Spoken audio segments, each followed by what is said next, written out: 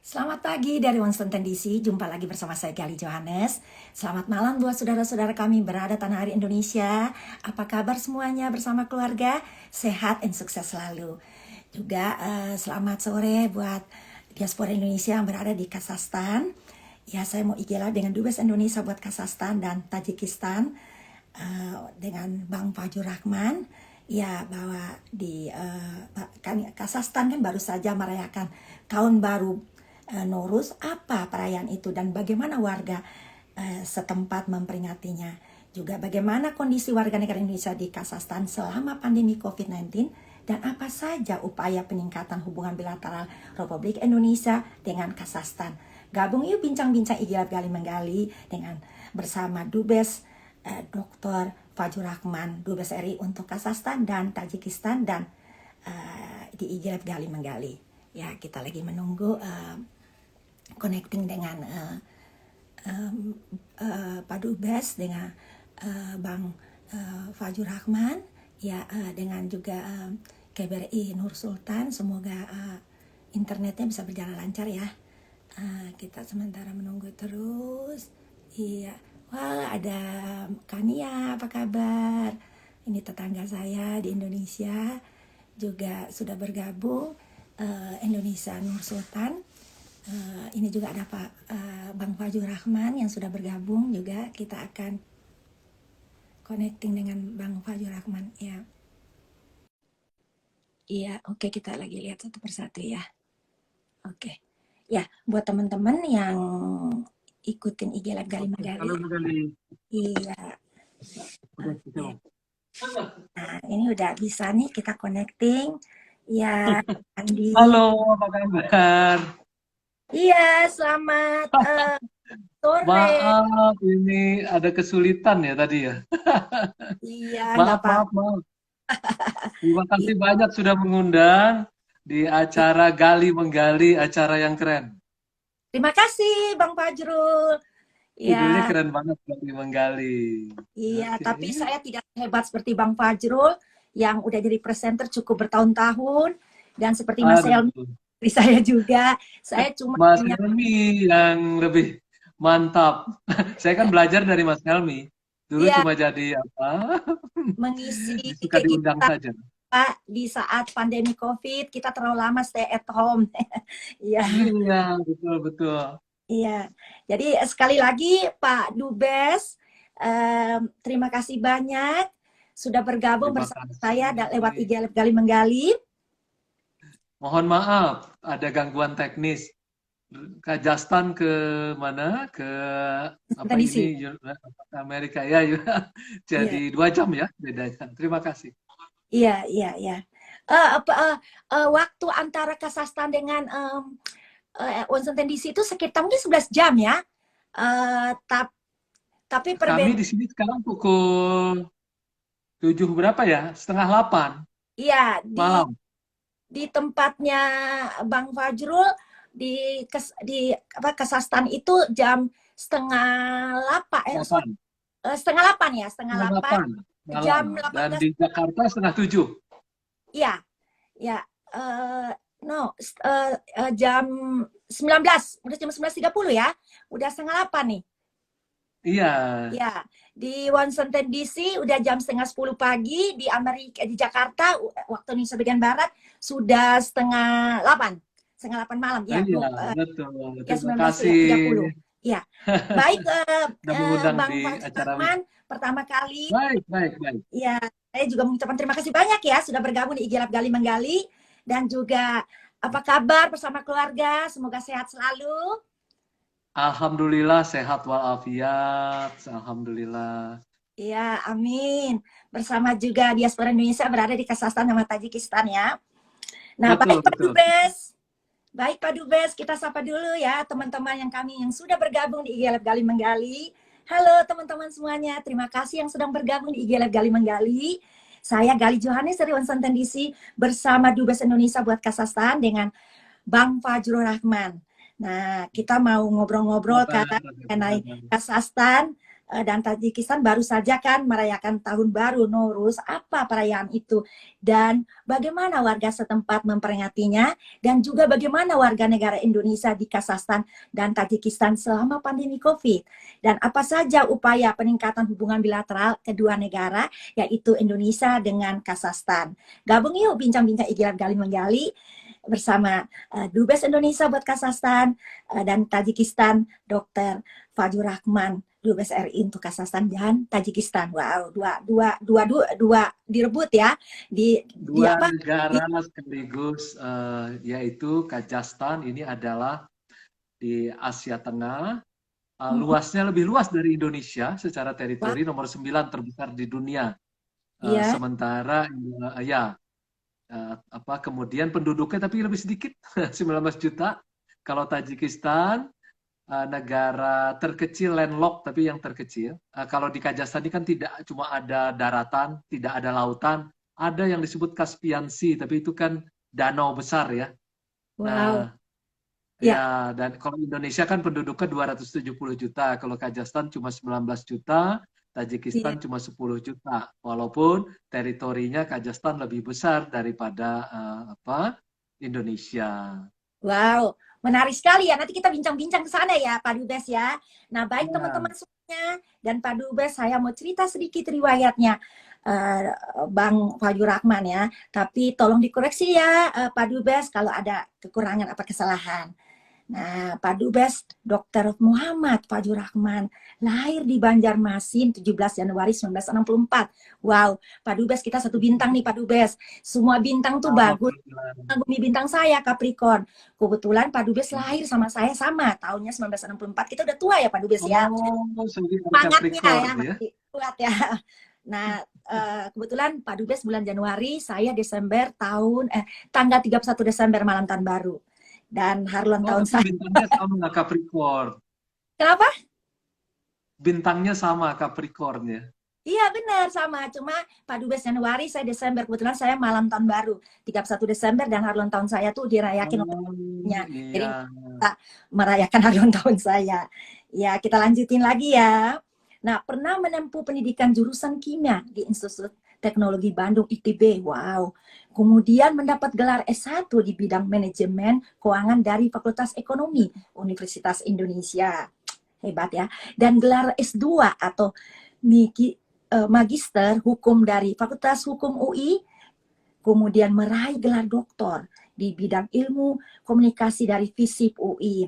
Bung Fajur adalah, Waduh, lengkap sekali. iya nggak apa-apa Bang Fajur kalau ngomongnya banyak sekali riwayatnya.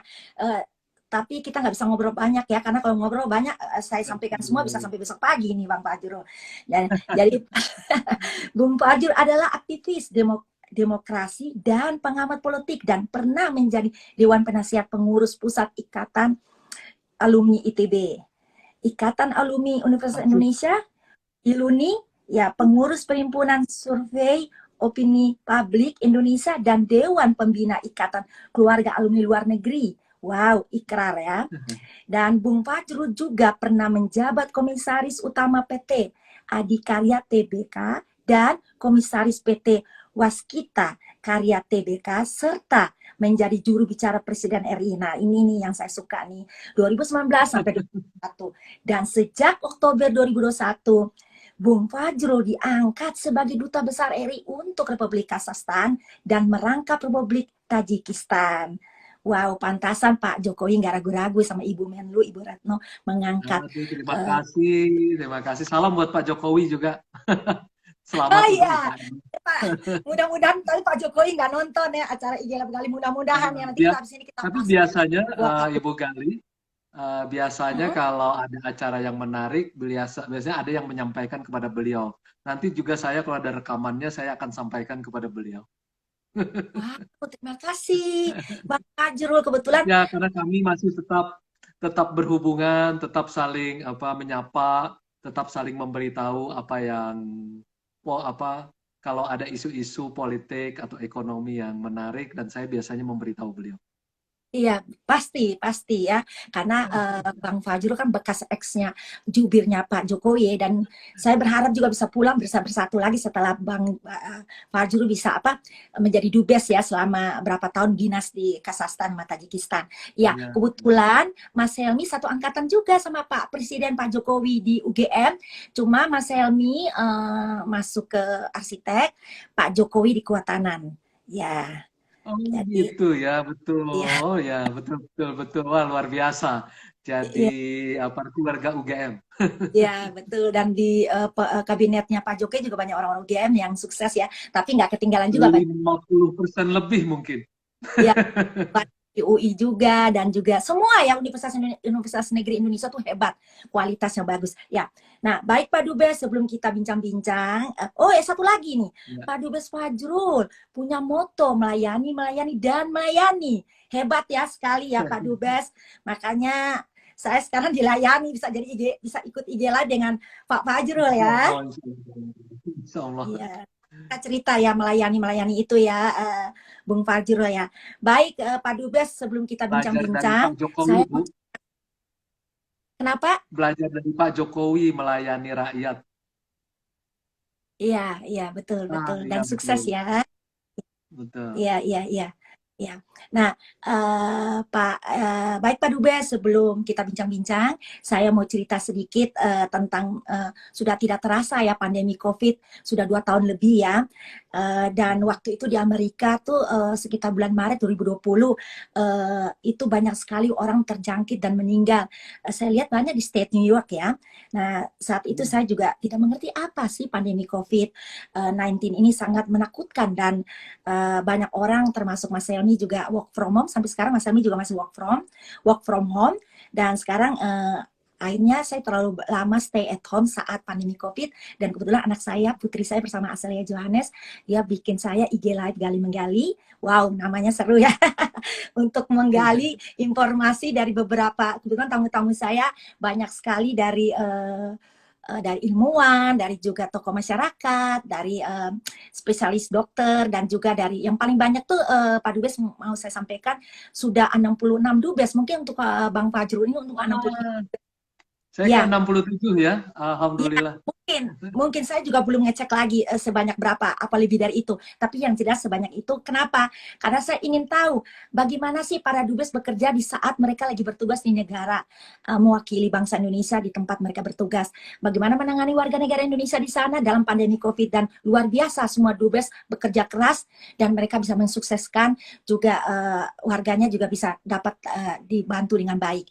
Nah, kebetulan puji syukur pagi ini dari Amerika dan sore di Kazakhstan dan malam di Amerika di Indonesia saya bisa dapat kesempatan bisa IG live dengan Bang Fajrul yang dubes Indonesia buat Kazakhstan. Nah, itulah cerita dari saya singkat karena saya ingin tahu apa sih pandemi COVID ya dan sudah banyak sekali saya mendapat edukasi.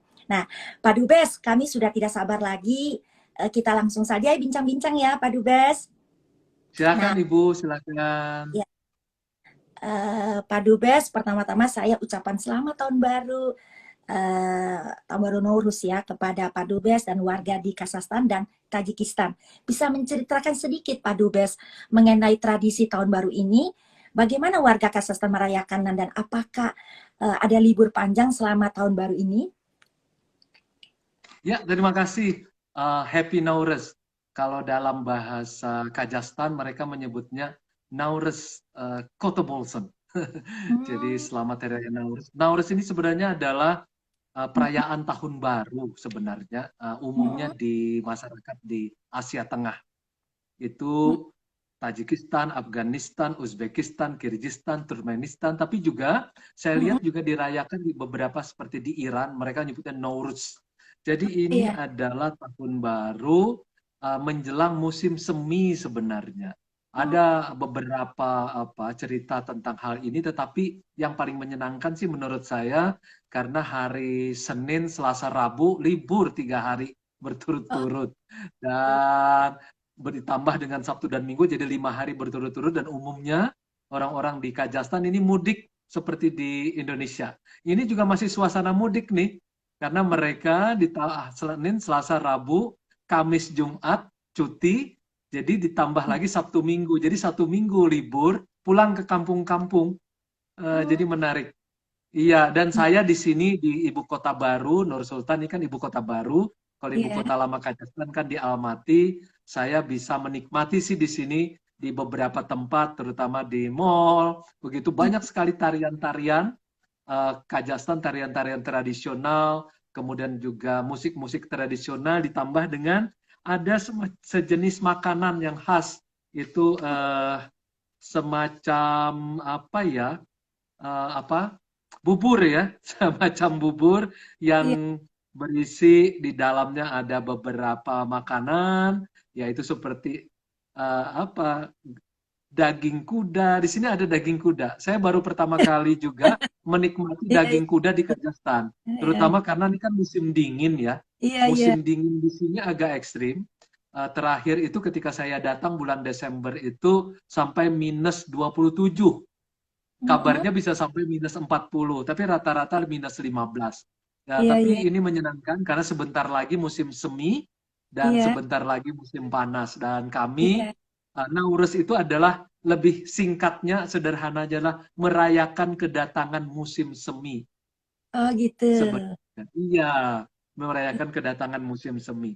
Nah, ini Iya, menarik dan saya menikmati acara di sini, terutama karena libur 3 hari. iya. Wow, seru juga ya Pak Dubes, ceritanya Ya, menarik ya. dan saling bertukar hadiah di sini, Benar, saling benar. bertukar hadiah. Betul, kebanyakan coklat gitu, kue Oh, segala macam. Dan saya juga kaget karena di eh, tempat kami di Wisma Duta itu kan ada asisten rumah tangga. Dia membawa banyak sekali hadiah-hadiah buat kami. Kami kaget karena ini asisten rumah tangga malah berbagi hadiah iya, buat apa yang ada apa teman apa saya, istri saya yang ada di Wisma Indonesia. Sesuatu yang mengagumkan karena menunjukkan keramahan dari mereka kepada kami. Tidak terbayangkan bahwa asisten iya. rumah tangga berbagi hadiah kepada kami untuk merayakan Tahun Baru Nauruz. Wow, seru. Jadi saya mendapat pengetahuan ya banyak mengenai apa tuh Tahun Baru Nowruz ya. Jadi kita memperingati masuknya musim semi ya. Jadi Seni. Jadi orang menyanyi, menari, bermain-main dengan pakaian-pakaian khas Kajastan, dan saya juga memiliki pakaian khas Kajastan, dan kami sudah mengucapkan juga Hari Raya Nauruz untuk orang-orang Kajastan dan Tajikistan ya, aku lihat tuh. dalam bahasa mereka. Ya, Ya, saya lihat tuh di Bang Fajrul punya IG ya, dan saya juga sempat like ya. Betul, bagus sekali ya. Jadi luar biasa itu ya, tradisi dari negara dari betul, Kazakhstan dan Tajikistan, dan juga banyak yang mengikuti dari negara-negara lain ya, mungkin negara tetangga betul situ negara lain, memperingati betul. ya Tapi yang hari. paling menyenangkan makan daging kuda aja. Ya, ya. Mungkin daging kuda itu Itu ada vitamin juga ya, healthy bagi kesehatan. daging kuda itu umumnya juga dimakan di musim dingin ya tampaknya, dan itu merupakan saya mendengar bahwa kalau itu disajikan oleh satu keluarga kepada kita itu semacam apa suguhan kehormatan. Oh, Mereka sangat menghormati iya, kita. iya, Jadi iya. karena daging kuda kan sangat mahal Dan susah. dibandingkan dengan daging yang lain. Ya, dan Bang Farul mencoba kemarin hari ulang tahun apa tahun baru Nowruz mencoba juga, udah sempat makan daging. Mencoba karena kan ada bubur yang ada bubur Mm-mm, khas, mereka menyebutnya Nauris Kuze itu mm-mm, semacam sup dari 7 macam bahan. Di dalamnya itu ada mm. daging kuda. Ya, ya, ya, ya. Kalau selama ini saya sejak 3 bulan sebelumnya saya juga pertama kali mencoba daging kuda dan saya senang karena apa menurut saya enak enak sekali. Iya, Lebih berbeda dengan daging sapi yang ada. iya, Jadi iya, ini sebuah pengalaman yang luar biasa. iya. Selain daging kuda, yang menarik di sini juga ada susu kuda yang difermentasi namanya kumis dan itu juga enak sekali. Jadi saya Wih, sudah jatuh cinta dengan Kajastan sebenarnya. enak sekali. Bang Fajrul bikin aku jadi pingin ngiler, pingin coba Ayo ke sini. kuda Ini winter in sama makan. Asia. Iya, iya, Ya, iya, kalau winter di Eropa dan di Amerika Utara kan biasa kan. Ini kan iya, winter in Asia. iya, iya. Nah, baik Bang Fajrul, kita lanjutin lagi ya ngobrol-ngobrol yang seru. Kita sudah dengar banyak Baik. dari Bang Fajrul mengenai pengalaman Bang Fajrul mengikuti hari tahun baru Nowruz di Kazakhstan dan Tajikistan, dan juga dirayakan beberapa negara-negara sekitar situ ya. Nah, Bang Fajrul, kan kita lihat kalau soal WNI yang berada di wilayah kerja KBRI Nur Sultan. Nah, berapa Betul. banyak jumlah dan bagaimana kondisi mereka di saat masa pandemi COVID? Dan kebanyakan bergerak di bidang apa saja sih, Bang? Baik. Ibu Gali, yang menarik sekarang saya ini kan ada apa masker ya. Iya, Hari ini kita mengucapkan selamat tinggal masker. oh, gitu. Karena pemerintah Kazakhstan pada hari ini 25 Maret 2022 mengumumkan tidak wajib masker. Jadi goodbye masker. Oh ya, Oh iya, tapi goodbye Pak masker. Fajrul, maaf Bung Fajrul, tapi nggak sebaiknya kita tetap memakai masker aja, apa nggak perlu juga? Udah suruh goodbye, tapi ada Tidak masyarakat yang diwajibkan. tetap mau pakai, walaupun sudah dibilang goodbye masker. Ya, memang yang mengumumkan ini kan kemarin oleh Wakil Perdana Menteri Yerali Tukganov. Beliau itu melakukan pertemuan di Komisi Antar Departemen untuk pencegahan dan penyebaran infeksi coronavirus. Kemarin dan hari ini diumumkan bahwa pemerintah Republik Kazakhstan tidak mewajibkan lagi pemakaian masker untuk COVID-19. Akan tetapi beliau Iya. tetap mengatakan mewajibkan penggunaan masker di instansi medis, di rumah sakit tentu. Kemudian Hmm. menganjurkan juga penggunaan masker di tempat berkumpulnya orang. Jadi tetap dianjurkan berhati-hati, tetapi ini Wakil Perdana Menteri sudah menyampaikan tidak mewajibkan lagi pemakaian masker. Dan kebetulan memang di seluruh Kazakhstan sekarang sudah zona hijau. Oh, good, good. Seluruh Kazakhstan Ya, sudah zona hijau. Nah, ya. untuk Indonesia, walaupun memang selama 2 tahun terakhir ini Mm-mm. cukup menyedihkan juga kejadiannya. Dari 19 juta Mm-mm. jiwa di Kazakhstan itu 1,3 juta yang terkena ya. Dan yang meninggal Mm, dunia cukup banyak juga, 13.657 iya. orang yang Mm-mm. yang meninggal. Nah, saya juga sebenarnya mengalami kesedihan terhadap COVID ini. Karena pada Iya. tanggal 3 Maret 2022, ayah saya Mm-mm. meninggal dunia di Indonesia karena COVID. Oh, iya, iya, iya. Turut Ya, berduka cita innalillahi wa ya, inna Bang ilaihi Fajrul. Saya raji'un. juga udah memberikan turut Betul, Al-Fatihah buat ayah saya. Jadi, hari ini adalah hari ke-21 ayah saya meninggal dunia karena COVID-19 dan ibu saya juga usia beliau 85 tahun. Ibu saya juga terkena 80 tahun. Alhamdulillah sudah sembuh gitu dari COVID. Jadi COVID ini pasti seumur hidup saya akan selalu diingat karena ayah saya meninggal dunia karena COVID-19. Dan Iya, ini padahal beliau sudah hampir 2 tahun melewati COVID, tapi terkena di saat yang Omikron ini. Seperti itu. iya, iya, Nah, iya. terkait dengan, ya, tapi mudah-mudahan kita semua bisa berjaga-jaga, walaupun di Mm-mm. Kazakhstan sudah tidak lagi memakai masker, tapi saya juga masih belum berani kalau keluar tidak memakai masker. Tapi itu yang terjadi. Dan yang menarik juga, Mm. sebenarnya sini sekarang Indonesia sudah dibebaskan visa sejak tanggal 7 Februari 2002. Jadi setiap Oh, orang sekarang di Indonesia, Washington, itu boleh nih ke Kazakhstan. okay, good. Kalau melihat betul, yang kalau melihat daftarnya dari 57 negara di sini, sejak Iya. 7 Februari, Indonesia terkena bebas visa kunjungan singkat 30 hari. Indonesia Oh, termasuk di dalamnya. Termasuk Amerika nih. iya, iya, iya. Amerika, Inggris, dan yang lain-lain. Ada 57 negara, termasuk Indonesia. Jadi, Mbak Gali bersama dengan keluarga, monggo Iya, datang ke Kazakhstan, juga Tajikistan, ada iya. bebas visa selama 30 hari. Iya. Dan mudah-mudahan nanti bisa menikmati musim semi dan musim panas. Amin, amin. Puji Tuhan. Kita Ya, ya. tunggu loh di sini. Iya, Ini ibu kota baru, ya. jadi bagus ya Kalau Bang Fajrul. Jadi sekarang kalau sekarang saya mau ke Kazakhstan betul. sampai Tajikistan tidak perlu ambil visa ya, udah bebas visa Tidak ya. dulu, cukup 30 hari sudah bebas visa, Ya, kunjungan singkat. Nah, terkait dengan warga Indonesia, Mm-mm. Mereka itu ada jumlahnya 167 orang di Kazakhstan. 167 orang ya. Iya. 167 Kalau di orang di Tajikistan ada Kazakhstan, berapa, Fajrul? 5 orang di Tajikistan. Wow, Yang terbanyak itu, ya betul sedikit. Yang terbanyak itu di Nur Sultan, 98 orang. Dan mm-mm, di Almaty itu ibu kota lama, itu mm-mm, ada 16 orang.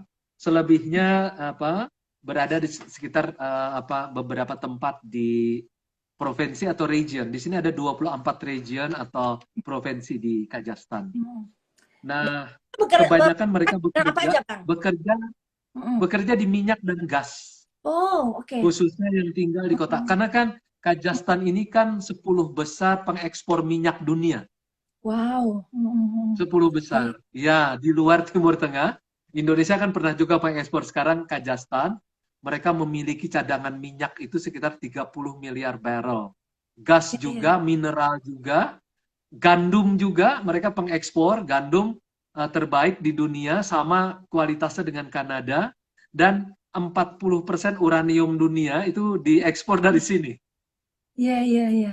Jadi ini negara kaya minyak, Mm-mm. gas, minyak, crude oil gitu, gas, kemudian mineral, dan Mm. kemudian juga gandum. Ya, penduduk sedikit, cuma 19 juta orang. Iya, Ada iya. mahasiswa Indonesia di sini, Iya. cukup sekitar 10-an lebih baru, dan baru minggu yang lalu saya bersama mereka, saya mendukung mereka membangun Persatuan Pelajar Indonesia Kazakhstan. Jadi sudah ada Ah, sekarang dan sudah selamat. bergabung dengan PPI Dunia, Persatuan Iya, Pelajar iya. Indonesia Dunia. Jadi mereka sudah bergabung di sana, dan saya mengundang nih seluruh pelajar di Indonesia, silakan datang ke Kazakhstan dan Iya. Tajikistan, dan di sini bisa melanjutkan pendidikan, dan cukup banyak beasiswa yang ada di sini. Dan juga kualitas perguruan tingginya juga bagus. Di Al-Farabi University itu bahkan lebih tinggi dari sejumlah perguruan tinggi di Indonesia, ranking dunianya. Dan yang Mm. bagus juga itu adalah Nazarbayev University. Mm-mm. Itu nama dari presiden pertama Kazakhstan, dan beasiswanya banyak sekali. S1, Wow. S2, dan S3. Iya, iya. Ada 3 orang dosen dari Indonesia. Salah Mm. satu yang saya kenal adalah Dr. Yogi, Mm. itu disebut sebagai Habibi Muda Indonesia, Wow. lulusan ITB sama dengan Iya, saya. iya, Dia iya. mengajar di Nazarbayev University. Iya.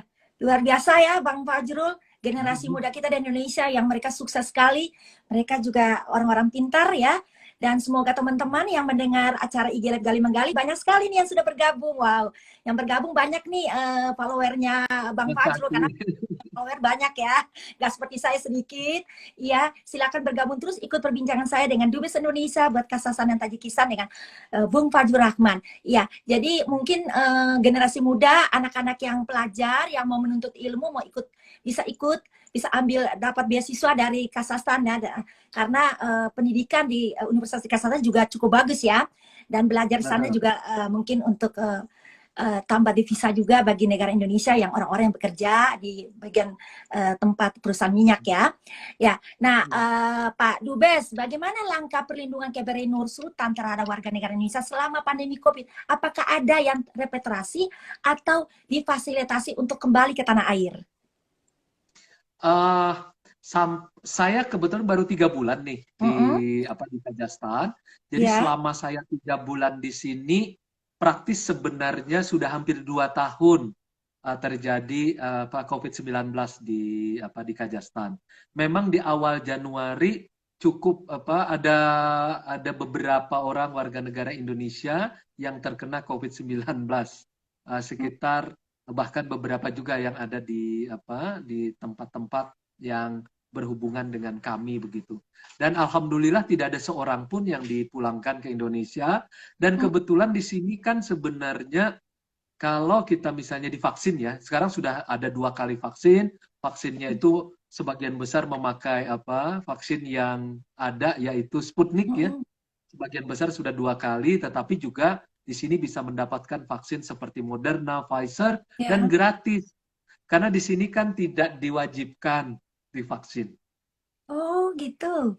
Ah, Tapi sebelum ada pengumuman mengenai tidak lagi memakai masker gitu sejak tanggal 25 Maret ini, sebagian besar memang kalau kita bertemu dengan pejabat-pejabat pemerintah seperti saya ketika Iya. pada tanggal 21 Februari bertemu Mm-mm. dengan Presiden Kazakhstan untuk kredensial, yaitu Pak Iya. Presiden Kasim Jomart Tokayev, saya tetap harus di PCR. Saya di Hmm. PCR 2 kali, baru kemudian bertemu dengan beliau.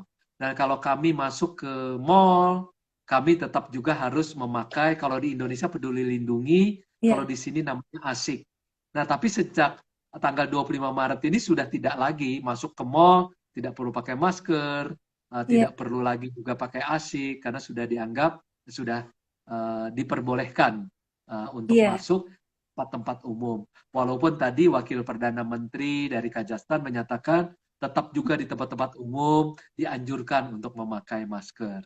Alhamdulillah tidak ada pemulangan warga negara Indonesia ke sana dan Iya. juga tidak ada yang meninggal dunia, yang tidak ada. Selama Iya. saya Iya. di sini hampir 3 bulan, memang kami ada memulangkan satu warga negara Indonesia, tapi karena beliau sakit sakit di Hmm. sini dan bekerja di semacam perusahaan kargo, dan kami pulangkan. KBRI memfasilitasi semua terkait administrasi dan yang lain-lain, dan akhirnya beliau kami pulangkan dengan selamat ke Jakarta. Iya, puji syukur ya, alhamdulillah ya. Jadi warga negara Ya, Indonesia yang ada di Kazakhstan sama Tajikistan, walaupun ada kena COVID, mereka bisa teratasi ya, bisa diobatin dan tidak pulang. Cuma kemarin ada pulang karena satu orang karena sakit dan sudah dilaksanakan diberikan pertolongan oleh KBRI Nur Sultan ya, membantu. betul. Ya, luar biasa ya. Jadi Pak Dubes, saya kan lihat data kasus COVID di Kazakhstan kan sudah jauh menurun setelah mencapai puncak tanggal 22 Januari. Lalu Betul. bagaimana sih kondisi ini? Maksudnya apakah masih ada pembatasan atau apakah kegiatan dan lain tempat pabrik sudah dibuka kembali seperti biasa? Tadi kan Pak Dubes bilang bahwa sudah di Wakil Menteri ya, Perdana Menteri mengatakan bahwa Oke, Perdana zona di Menteri, ya. Kazakhstan ya sudah aman. Tapi gimana kita lihat dengan kegiatan sehari-hari ekonominya segala macam, apa sudah dipulih kembali? Mungkin bisa dijelaskan Pak Dubes?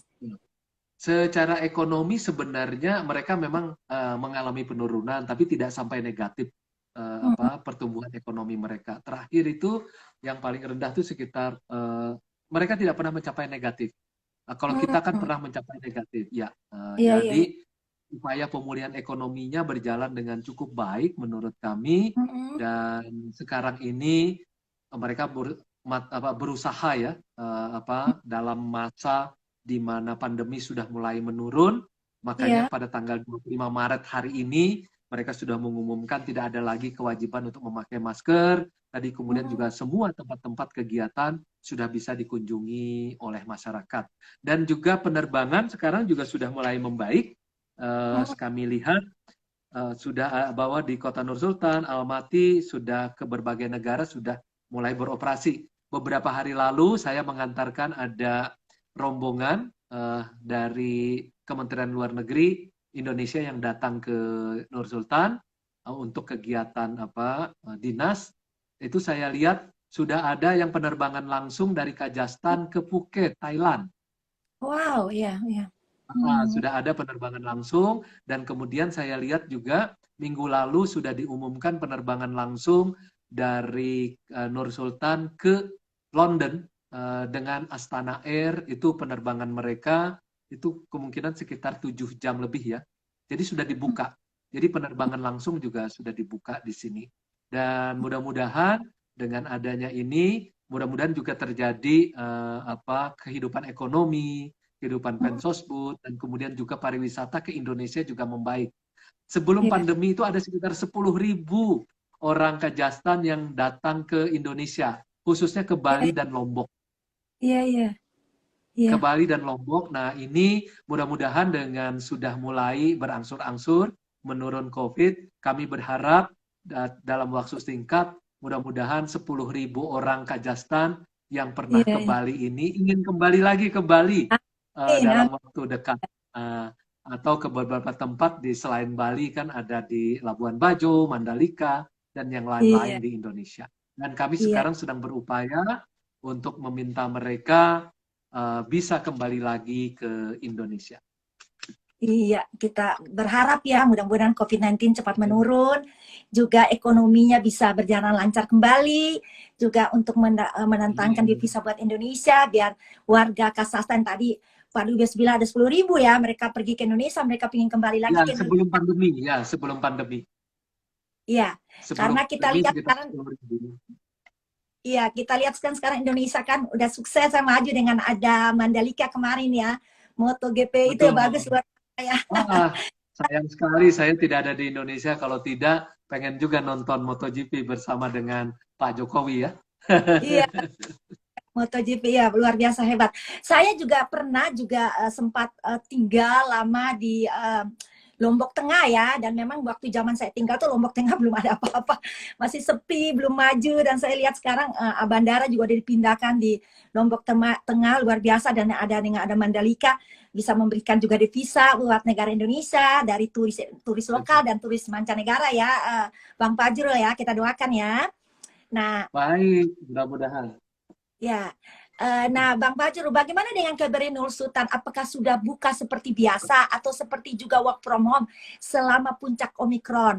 Kemarin kan bagaimana kita Pak Dubes agar tugas-tugas Pak Dubes, tugas-tugas kedinasan tetap terlaksanakan dengan baik, juga menjaga diri agar tidak tertular dari COVID-19. Bagaimana Pak Dubes bisa menerapkan ini sama staf KBRI di Nur Sultan?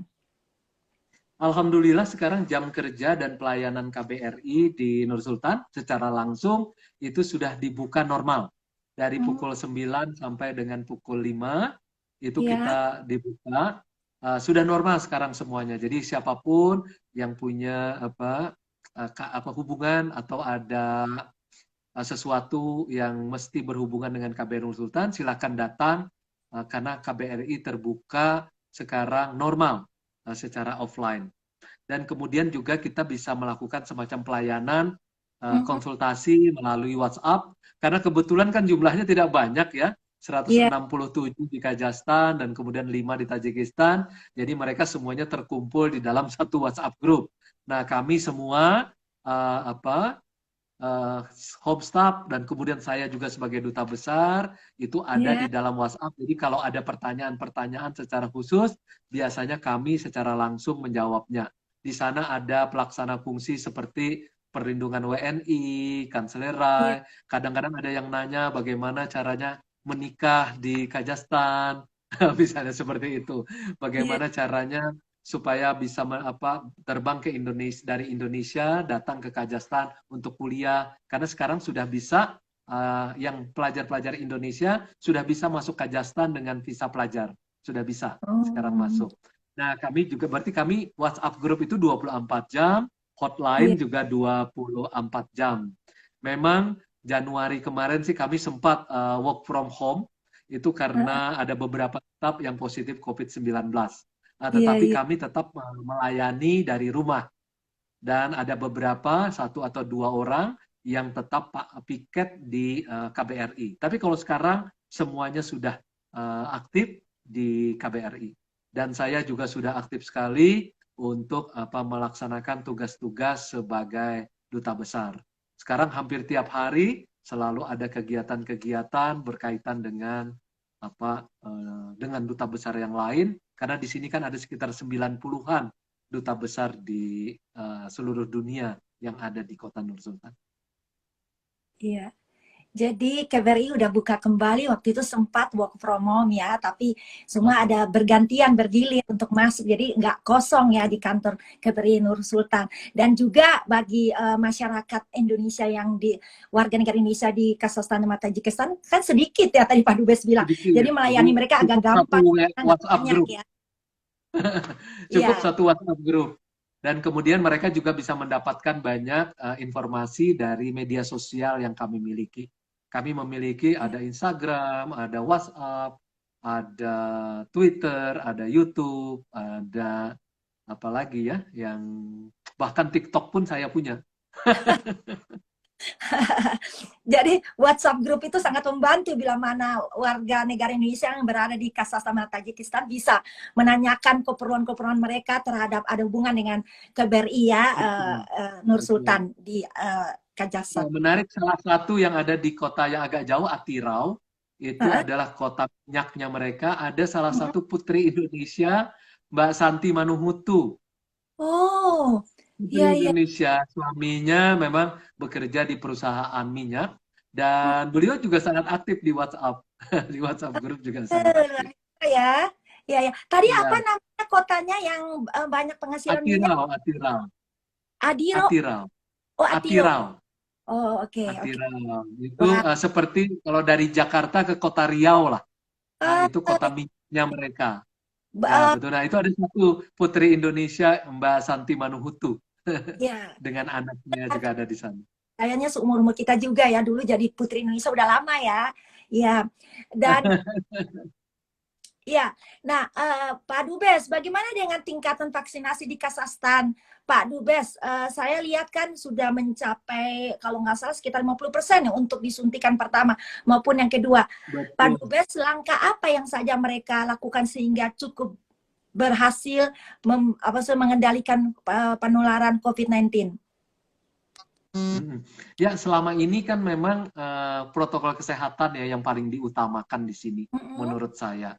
Kalau Ya. terkait dengan vaksin, mereka memang melakukan vaksinasi. Tadi Mm-mm. sebelumnya saya sudah menyebutkan, Mm-mm. walaupun tidak diwajibkan, Iya, tetapi untuk masuk ke dalam sebelum diumumkan tanggal 25 Maret bebas apa masker ini, sebelumnya kalau kita masuk ke tempat-tempat publik seperti iya. mall, kemudian juga tempat-tempat publik yang lain, itu biasanya kita ditanya seperti Peduli Lindungi, Iya. yaitu semacam aplikasi apakah kita sudah divaksin atau tidak. Ada tempat-tempat seperti itu. Mm-mm. Dan umumnya di sini mereka menggunakan vaksin Sputnik. Kemudian ada juga vaksin milik mereka sendiri namanya Kasvak. Kemudian Hayat, itu dari ya, Uni Emirat Arab, ada Pfizer dan Sinovac. Dan di sini kan juga vaksinasi dan booster itu gratis. Jadi biasanya kalau kita datang ke mall, itu biasanya dipanggil, itu ada semacam petugas, mereka ada mejanya, suka dipanggil-panggil, mau vaksin tidak, kan kayak begitu. Iya, iya. Kayak gitu. Jadi memang tidak ada kewajiban, jadi Iya, sifatnya voluntary, tetapi iya. dengan jalan begitu mereka sudah mencapai 50% saja suntikan pertama, itu sudah sangat Mm. bagus dan menurut saya, apalagi sejak tanggal 25 sudah diumumkan, Kazakhstan kan sudah zona hijau. Jadi praktis Mm. 24 region atau provinsi lah ya, di sini semuanya sudah praktis dalam zona hijau. Mm. Iya, iya. Nah, jadi Pak Dubes karena mereka tidak diwajibkan untuk vaksin, tapi dengan ada pergi ke mall-mall, pergi ke tempat-tempat yang membutuhkan untuk melihat Sekolah, kampus gitu, mereka tetap ada harus memakai aplikasi ASIK namanya, sejenis Peduli Lindungi di Indonesia. ya Ya, dengan pendekatannya berbeda dengan kita di Indonesia memang. Kalau Indonesia sekarang kan yang vaksinasi pertama dan kedua itu eh, sudah, yang pertama mungkin 80-an%, hampir iya, iya, 90-an%. iya, Ya, di sini cara pendekatannya berbeda. Tetapi iya. menurut saya soal efektivitas mungkin akan bisa kita lihat secara berbeda juga.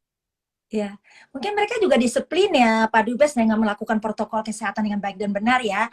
Jadi dengan ada harus masuk ke tempat-tempat yang dibutuhkan akses untuk memperlihatkan apakah sudah vaksin, jadi membuat mereka tidak diwajibkan tapi terpaksa harus harus Iya, vaksin. Jadi seperti jadi itu semacam kalau di Indonesia dulu saya ketika jubir presiden menyebutnya sebagai sanksi sosial sebenarnya. uh, Jadi memang tidak ada sanksi hukumnya, tapi iya, ada semacam sanksi sosial. Jadi kalau misalnya kalau kita di sini juga kan kalau mau naik pesawat ya harus di PCR. iya, benar. Nah ya kalau mau naik, kita mau ke Turki, mau ke Dubai tetap pakai PCR. Ketika kembali ke Kazakhstan sebelum pengumuman ini tetap ditanya mana itu PCR Anda begitu. Jadi Iya, tetap semacam sanksi sosial kalau misalnya masuk kayak mall, kemudian mm, sekolah, penerbangan, tetap ada pertanyaan seperti itu. Jadi itu penting juga. Memang tidak ada hukuman terhadap mereka, tetapi ya kalau mereka masuk ke dalam fasilitas publik, ya tetap ditanya. Jadi semacam iya, sanksi sosial. Tapi menurut saya sih itu ya cukup fair lah ya. Karena iya, kan setiap orang kan pengen sehat ya.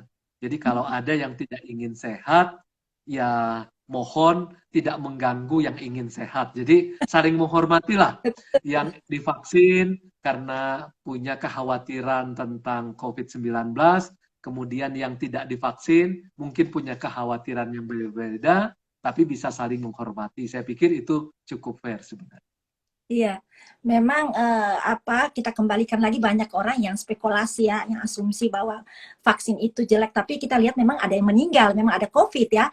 Tapi sebaiknya memang harusnya orang memberikan, kita harus beredukasi kepada mereka supaya mereka jangan takut karena mereka banyak kena hoax juga, Bang Fajrul. Nah, saya juga kebetulan waktu itu ada sempat di Indonesia, saya mengajak juga keluarga saya, teman-teman saya, ada yang pada yang nggak mau, saya mengajak mereka pergi, saya mengecek di tempat-tempat mana yang ada COVID, yang ada vaksin gratis, saya bawa mereka dan ya itu pekerjaan saya karena saya juga salah satu menggalakkan apa kampanye vaksin. Ayo segera Oh, vaksin. luar biasa. Di Ya, Amerika bagaimana? Diwajibkan tidak atau voluntary? di sini juga volunteer kalau diwajibkan ya. Saya lihat memang harus ya kita punya kesadaran karena itu untuk mencegah tertularnya COVID-19 dari diri kita yang kita jangan sampai kena kepada orang yang sehat.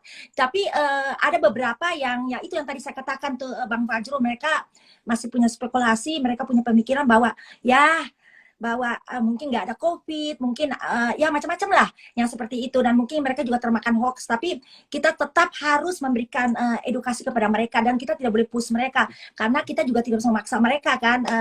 Tapi yang penting kita memberikan pengarahan-pengarahan yang baik. Saya juga bukan dokter, tapi saya punya IG Live Gali Menggali, banyak yang angkat mengenai COVID dan saya jelaskan kepada mereka. Ya alhamdulillah puji Tuhan ya, sedikit demi sedikit mereka mau. Karena yang mereka takut itu Bang Fajrul, saya wawancara mereka, saya mengamati mereka, mereka tuh takut mati dengan vaksin lah. Saya bilang itu belum tentu benar. Mungkin ada sesuatu dari sekian orang vaksin yang satu meninggal, mungkin masalah lain. Kita perlu dicek dulu. Tapi kalau orang-orang yang nggak divaksin itu sangat berbahaya karena kalau tertular, aduh ngeri banget. Apalagi Delta ya. Seperti kita lihat kemarin Bang Fajrul juga ikut prihatin, ikut berduka cita ayahandanya Bang Fajrul, yang Bang Fajrul sangat mencintai ya.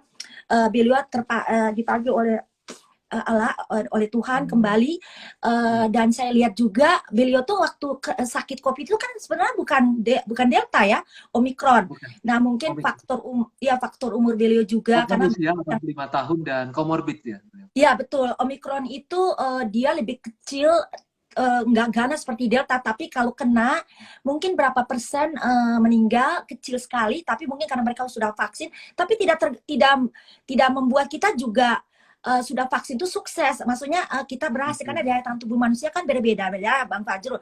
Mungkin ayah yang Bang Fajrul juga tadi komorbid. Memang kalau komorbid cepat sekali. Tapi ya memang umur semua di tangan Tuhan ya Bang Fajrul ya. Memang COVID ini sangat menakutkan, menyeramkan, tapi kita jangan menakutkan, kita harus waspada. Jadi kita mungkin jangan kembali lagi kembali ke normal, sudah susah ke new normal. Tapi banyak juga negara yang sudah tidak perlu lagi memakai masker. Tapi kalau untuk waspada, kalau kita kurang aware, silakan memakai tapi tidak perlu dipaksain. Nah, Bang Fajrul, kita lanjutin lagi ya. Nah, ini menarik nih Bang Fajrul. Sekarang kita bicara soal ibu kota Kazakhstan, Nur Sultan. Yes. Ini termasuk ibu kota baru nih ya Pak Dubes. Nah, karena baru pindah pada tahun 1997 dari ibu kota lama Almaty ya ucapannya ya Bang Fajrul ya. Dan bisa dikatakan seperti apa kota Nur Sultan? Kabarnya kan master plan-nya kan dirancang arsitek Jepang ya Pak Dubes.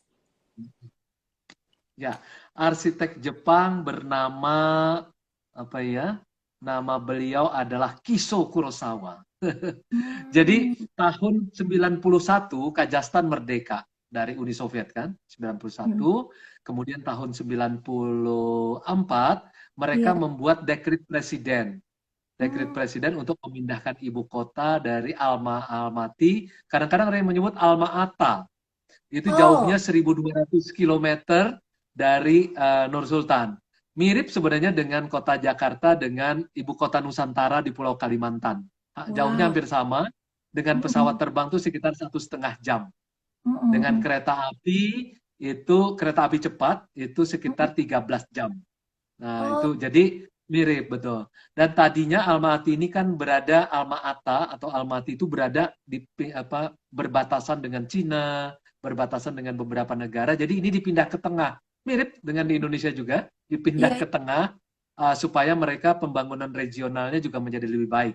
Dan itu iya. juga kan harapan Presiden Joko Widodo Mm-mm. dipindah ke tengah supaya pembangunan ekonomi atau istilah beliau Indonesia sentris itu kemudian pembangunan ekonomi itu bisa bukan saja di barat, tetapi juga melebar ke arah tengah dan timur. Kalimantan, Sulawesi, Maluku, dan Papua. Karena selama ini kan pertumbuhan ekonomi praktis hanya di Jawa, praktis terpusat di Jawa, 60% Iya, PDB kan ada di Jawa, 20% di Sumatera, nah, iya, sementara itu berarti 80%. Selebihnya, tengah dan timur ini cuma sisanya. Dan ini visi revolusioner dari Presiden Joko Widodo. Nah, cuma perbedaannya dengan Nur Sultan menurut saya mm-mm. adalah kalau ini kan dibangun oleh arsitek dari Jepang. Iya, Sementara ibu kota Nusantara arsiteknya orang Indonesia, si mm-mm. Barani.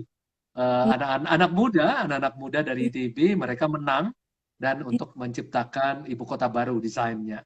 Terus iya, kemudian untuk istana presidennya kan diciptakan oleh Pak Nyoman Nuarte iya, yang menciptakan GWK di Bali. Nah, kalau di iya, sini sebagian besar ikon-ikon heeh, eh, terbaik yang ada iya, di ibu kota ini diciptakan oleh arsitek kelas dunia seperti mm, Norman Foster seperti itu. Jadi kalau Indonesia, Presiden Joko Widodo ingin menunjukkan bahwa ibu kota Nusantara itu adalah etalase atau showcase dari Indonesia maju sehingga mm, pelaksanaan dari desainnya, kemudian nanti juga desain ibu kotanya, desain mm, bangunannya, istana dan yang lain itu diharapkan semuanya orang Indonesia, anak-anak muda mm. Indonesia. Mungkin itu perbedaannya.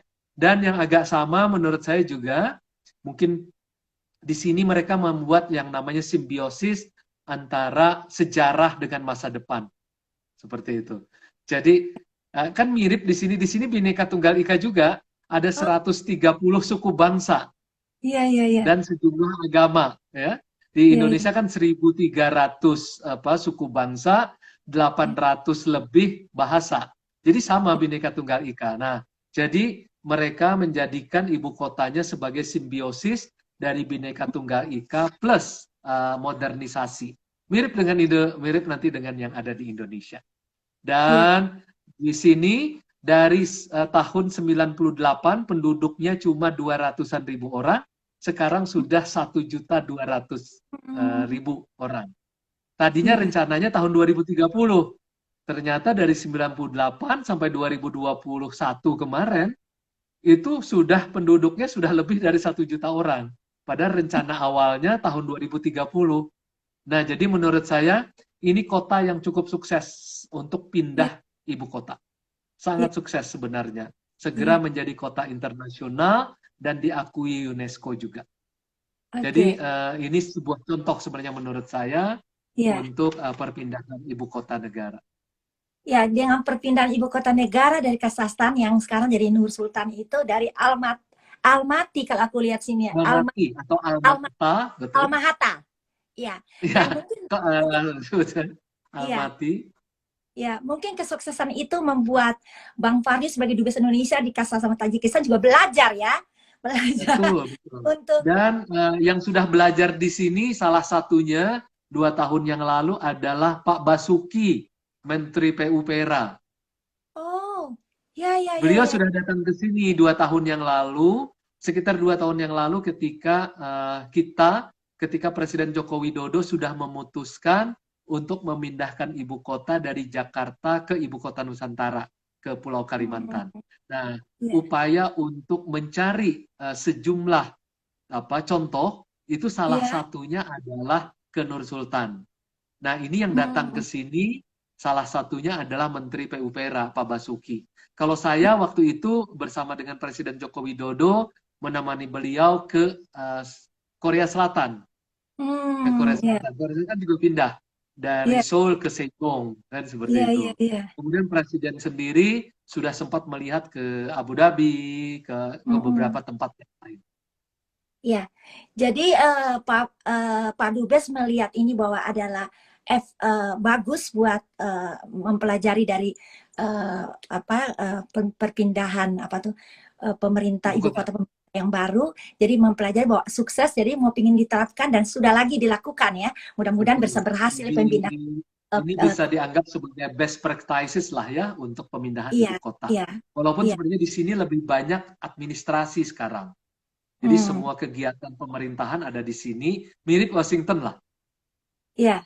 Nah, kalau Almaty, ibu kota lama, itu masih menjadi pusat bisnis, masih di Oh, sana. Nah, seperti New York, iya. seperti jadi pusat bisnis, bahkan pasar modalnya Kazakhstan masih ada di Almaty, belum pindah ke sini. Wow, Seperti itu. good. Iya, iya, iya, iya. Dan mungkin Pak Jokowi, kalau kita lihat di Kazakhstan kan perpindahan kota baru itu kan memakai arsitek dari Jepang ya, dirancang oleh Ya, master plan-nya dari arsitek Jepang. Tapi Pak Jokowi maunya Kurosawa. arsitek dari Susu Kurosawa. ya dari orang-orang Indonesia yang sukses, yang juga orang-orang Indonesia yang cukup pintar ya, arsiteknya juga hebat ya. Ya. Kebetulan Mas Helmi juga arsitek, cuma tidak pernah aktif Mas setelah. Helmi mesti menerapkan kembali ilmunya, Mas Helmi. Iya, iya. Dan waktu itu Menteri PU itu Pak ini ya, yang datang ke Pak sini Basuki. Pak Basuki ya, ya. Jadi Pak Basuki Ya, juga Pak sudah Basuki. mempelajari ya. Jadi bisa melihat bahwa Iya. itu juga bagus ya. Mudah-mudahan bisa diterapkan di Indonesia dan kita berharap tahun 2024 bisa berjalan lancar ya semuanya dalam persiapan-persiapan. Karena Hmm, itu juga nggak gampang ya Pak Dubes, saya cukup membutuhkan segala macam ya. pasti. Dan kebetulan kami juga kenal baik sama Pak Basuki karena Pak Basuki itu dari UGM juga, papanya Mas Oh Helmi juga iya, ya, papa hidup UGM. ayahnya jadi Menteri PU waktu itu. Dan yang saya suka dari Pak Basuki itu perhatiannya besar terhadap keluarga Mas Helmi. Jadi ibunya Mas Helmi selama masih hidup, beliau selalu kirim kue. Pak Basuki kirim kue ulang tahun buat ibunya Mas Helmi ya. Dan kemarin saya juga mau bercanda kalau ibunya Mas Helmi udah nggak ada, kalau kue ulang tahun jangan lagi, kasih aja ke Mas Helmi kalau Mas Helmi udah tahu. Aku bercanda doang kayak gitu. Pak Basuki sangat ramah dan Iya. sangat jarang bicara, tapi bekerjanya sangat luar biasa selama 7 tahun ini. Iya, betul, betul banget. Iya, iya. Baik, kita doakan ya mudah-mudahan dengan ada Betul. Bang Fajrul Dinas sebagai Dubes Indonesia di Kazakhstan juga bisa melihat kota baru yang di Sri Sultan ini sukses ya. Jadi mudah-mudahan bisa diterapkan juga, bisa lakukan yang apa tuh yang dipelajari dari Sri Sultan bisa diterapkan di Indonesia. Dan kita bangga Iya. ya, arsitek-arsitek kita membangun master plan-nya dari orang Indonesia sendiri ya. Jadi Ya, itu yang bisa dipujikan dari Pak Presiden Joko Widodo karena beliau ingin ibu kota Nusantara itu betul-betul mewakili kemampuan putra-putri terbaik Indonesia dan menjadi semacam apa itu etalase Indonesia iya, maju kepada dunia. iya, iya, iya. Kalau warga negara Indonesianya, putra-putri Indonesia yang berkualitas, kenapa kita nggak pakai ya? Mereka ya, Kenapa kita tidak? kebanggaan juga ya. Iya, Betul. jadi Ya itu bedanya dengan Nur Sultan. Mereka memakai orang lain gitu ya, dari mm-mm, Jepang, dari mm-mm, Inggris, dari Indonesia. Pak Jokowi memutuskan desainnya si Barani itu anak Indonesia, lulusan ITB, tapi mm, juga berkualitas internasional. iya, iya, Kemudian iya. Pak Nyoman Nuarte, siapa yang tidak kenal Pak Nyoman Nuarte ya? Iya, benar. Dari Kebetulan saya Istana juga Negara. Kebetulan saya lahirnya di Ya, hanya numpang lahir doang, Bang Fajro di Bali. Akhirnya iya. dibesarkan di Makassar. Dan kami juga, mas saya masih ada dari sedikit keturunan dari Makassar juga. Iya, sama-sama Bang Oke. Fajro ya. Kita sama-sama Iya, orang Sulawesi. saya juga ada dari datuk saya sekitar seperempat mungkin dari Bone dan alhamdulillah Kabupaten Bone sempat memberikan semacam penghargaan ke saya, Mm-mm. ya, diberi gelar namanya Ipalatui Daengman Rapi, itu mungkin seperti cendekiawan yang membela kebenaran. Mm-mm. Saya terima kasih kepada Kabupaten Bone dan rencananya katanya Kabupaten Bone juga akan datang ke Kazakhstan Wow. untuk bawa misi kebudayaan ke sini ke Iya. Kazakhstan. Terima kasih Amin. dari Kabupaten Ya, Bupati Kabupaten Bone. ya, amin, amin. Sulawesi Selatan kan punya budaya, culture yang banyak sekali Nah, ya, itu luar yang biasa. perlu kita pelajarin ya dari Nah, makanan. Itu juga yang salah satu yang ingin kami kembangkan, Ibu. Presiden kan memakai apa itu semacam payung Indonesia sentris. Nah, beliau Mm, mengatakan Indonesia sentris itu bukan hanya secara ekonomi, tapi secara budaya, secara pendidikan. Dan kami juga sekarang memakai payung Indonesia sentris mm, untuk mengembangkan kebudayaan dan pendidikan. Kami berharap akan lebih banyak lagi kebudayaan Indonesia terutama di Kalimantan, iya. Sulawesi, Maluku, Papua yang akan datang ke Kazakhstan. Selain tentu dari Jawa, Sumatera, dan Bali. Dan untuk pendidikan juga kami mengundang lebih banyak lagi pelajar Indonesia baik dari Kalimantan, Sulawesi, Maluku, Papua, Nusa Tenggara untuk datang ke sini. Tentu juga selain dari Jawa dan Sumatera dan Bali. Jadi payung Indonesia sentris kami pakai untuk mengembangkan perekonomian, pendidikan, dan kebudayaan di Kazakhstan. Amin. Kita doakan ya, semoga sukses ya, Pak Fajrul. Nah, Ya, Indonesia kan sedang membangun tuh ibu kota baru yang tadi kita udah bicarakan ya, IKN baik, kan? Nusantara ya. Menurut Pak Dubes, apa saja sih yang bisa dipelajari dari Nur Sultan? Mungkin ditambahkan sedikit aja, Bang Fajrul. Ya, yang tadi terpenting menurut saya dari Nur Sultan adalah sejumlah alasan utamanya sebenarnya hampir sama, yaitu Iya. memindahkan ibu kota ke tengah, kemudian juga ingin membangun regional dari tengah sehingga pembangunan ekonominya bisa lebih merata di sini, Mm-mm. dan yang lebih penting lagi saya bilang ada semacam keyakinan, itu yang Ya. terpenting, semangat. Karena bayangkan saja mereka baru merdeka tahun 91, 94 mereka sudah menyatakan pindah ibu kota, Hmm. 98 mereka pindah ibu kota. Dalam waktu yang sangat singkat mereka Ya. lakukan itu semua. Dan itu menurut saya karena semangat sebenarnya. Dan saya Mm. yakin orang Indonesia seperti Pak Jokowi itu punya semangat yang sama untuk maju. Sehingga saya tidak menyaksikan kalau nanti tahun 2024 itu sudah terjadi apa Presiden Joko Widodo mengatakan 17 Agustus Ya. 2024 sudah akan dilaksanakan di ibu kota Nusantara. Saya pikir itu bukan sesuatu yang tidak mungkin karena yang terjadi di Kazakhstan juga seperti itu. Ketika Hmm. presidennya yaitu Pak Sunur Sultan Nazarbayev menyatakan, "Mari kita pindah, mari kita bangun ibu kota baru, mari kita bangun sebuah ibu kota yang diakui secara internasional dengan kepemimpinan seperti itu dan semangat dukungan dari masyarakatnya maka itu bisa terjadi. Nah, Iya. itu yang menurut saya yang terpenting. Jadi Iya. apapun yang kita inginkan dengan kepemimpinan yang baik dan kemudian Iya. juga semangat itu bisa ditularkan kepada masyarakatnya, maka itu terjadi. Dan keajaiban itu terjadi di Nur Sultan. Iya. Dan saya yakin bahwa keajaiban itu juga terjadi di ibu kota Nusantara. Makanya saya senang sekali Pak Jokowi sampai berkemah di sana dengan Ibu Iriana. Itu semacam menularkan semangat. Itu juga yang Iya. dilakukan oleh Pak Nur Sultan Nazarbayev. Sebelum selesai istana, beliau sudah pindah ke ada kota kecil namanya Akmola. Beliau udah pindah duluan. Hmm. Makanya itu Iya. bisa Iya. cepat perubahannya. Jadi yang terpenting memang semangat. Iya. Iya. Iya. Semangat itu penting. Dan Iya. itu saya pikir sudah dimiliki oleh Pak Jokowi dan seluruh masyarakat Indonesia. Semangat baru untuk membangun ibu kota di Pulau Kalimantan itu dan untuk memeratakan pembangunan di tanah air. Dan Iya. semangat itu saya pikir yang harus kita terus dukung dari Pak Jokowi. Iya. Mudah-mudahan dengan semangat itu bisa terlaksanakan ya dengan cepat ya dan Baik, membawa membantu ya. Saya juga lihat kemarin Pak betul. Jokowi berkemah. Saya mau kasih tahu Pak Jokowi, saya juga hobi berkemah. Iya, Mesti tenang. diajak ya. Apalagi Ya, alamnya indah sekali ya, pemandangan sekitar itu betul. masih sehat ya, tidak ada polusi ya. Mudah-mudahan nanti ibu kota baru bisa sehat di sana, sukses ya. Mungkin kita juga bisa jalan-jalan nanti. Dan saya lihat tadi Mestinya saya ingin sekali juga.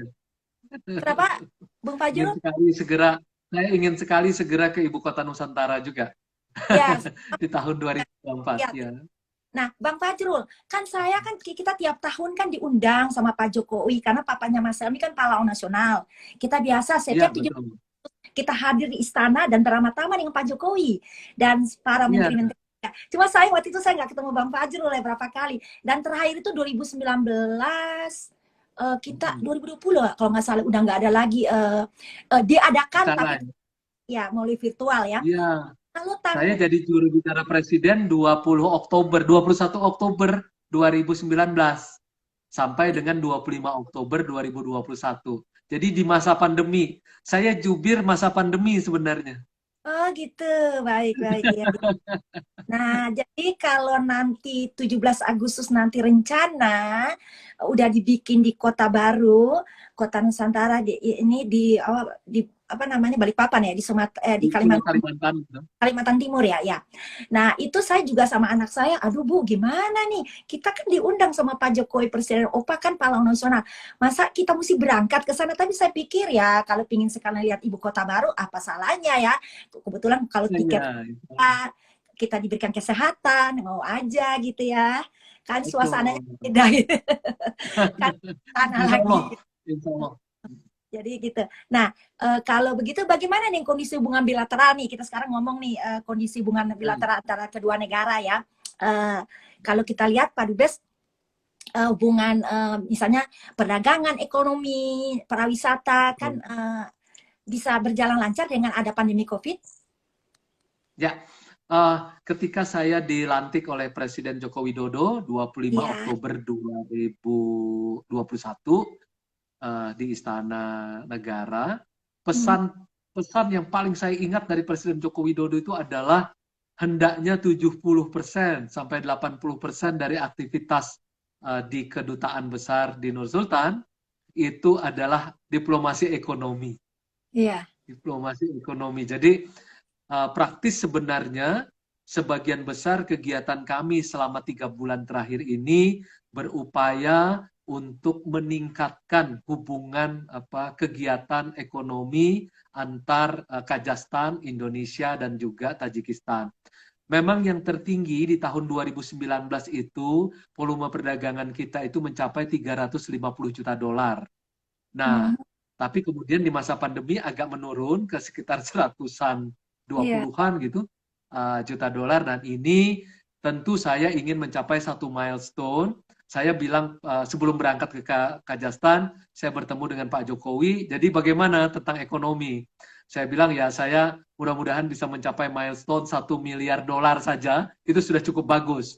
Nah, Iya. ini yang sedang saya usahakan Iya. berapa lama saya bisa mencapai 1 miliar dolar ini. Dan alhamdulillah Hmm. selama 3 bulan di sini saya sudah berhubungan dengan cukup banyak pengusaha-pengusaha di sini, juga pengusaha-pengusaha dan perusahaan yang ada di Indonesia. Ada beberapa yang cukup raksasa dari di Indonesia yang akan masuk ke Kazakhstan. Dan saya berterima kasih kepada mereka. Mudah-mudahan itu segera bisa meningkatkan volume perdagangan antara Indonesia dengan Kazakhstan. Dan selebihnya memang ada kegiatan kebudayaan yang diinginkan kepada kami. Salah satunya adalah pencak silat. Kebetulan pencak silat di Kazakhstan dan Tajikistan ini menjadi favorit. Dari 24 region atau provinsi Iya. itu sekitar 24 lagi sekitar dari 14 ya. Iya. Itu sudah sebagian besar itu sudah memiliki organisasi pencak silat di Oh, sini. Dan bahkan saya sendiri sudah diangkat sebagai penasehat kehormatan dari Asosiasi Pencak Silat di Kazakhstan dan juga kemudian sekarang sudah ada sejenis asosiasi di Tajikistan. Dan mereka iya. sangat menyukai martial art. Salah Oh, satu yang menjadi idola mereka adalah Iko Uwais. oh, Itu pesilat yang memiliki film ya, The Raid itu kalau nggak salah yang paling iya. terkenal. Dan mudah-mudahan saya juga sudah berhubungan dengan manajernya Iko Uwais. Saya ingin sekali membawa Iko Uwais ke sini, ke Kazakhstan dan Tajikistan, karena itu adalah idolanya orang-orang Kazakhstan dan Tajikistan. Jadi pencak silat itu adalah apa satu jenis olahraga yang sangat disukai oleh masyarakat Kazakhstan dan Tajikistan. Iya, iya. Iya. Selain itu tentu pendidikan tadi dan Heeh. kebudayaan, kami ingin mendorong lebih jauh lagi. supaya lebih banyak lagi pelajar Indonesia yang kuliah di sini, apalagi di sini kan S1, S2, S3 itu cukup mudah mendapatkan beasiswa. Hmm, iya, Ya, iya. Luar biasa ya, hubungan kedua negara ini mudah-mudahan berjalan terus ya lancar. Memang ada pandemik ini mengganggu ya, tapi kita berharap ya dengan selama 2 tahun terakhir memang sangat mengganggu, iya, tapi sekarang sudah kita bisa, iya, sudah terbiasa ya hidup dengan iya. pandemi, mudah-mudahan bisa berjalan dengan baik. Dan Bang Fajrul juga jadi ketua silat ya di Kazakhstan ya Bang Fajrul. Ya, sekarang jadi diangkat sebagai penasehat kehormatan Oh, dari penasihat. Asosiasi Pencak Silat Kazakhstan.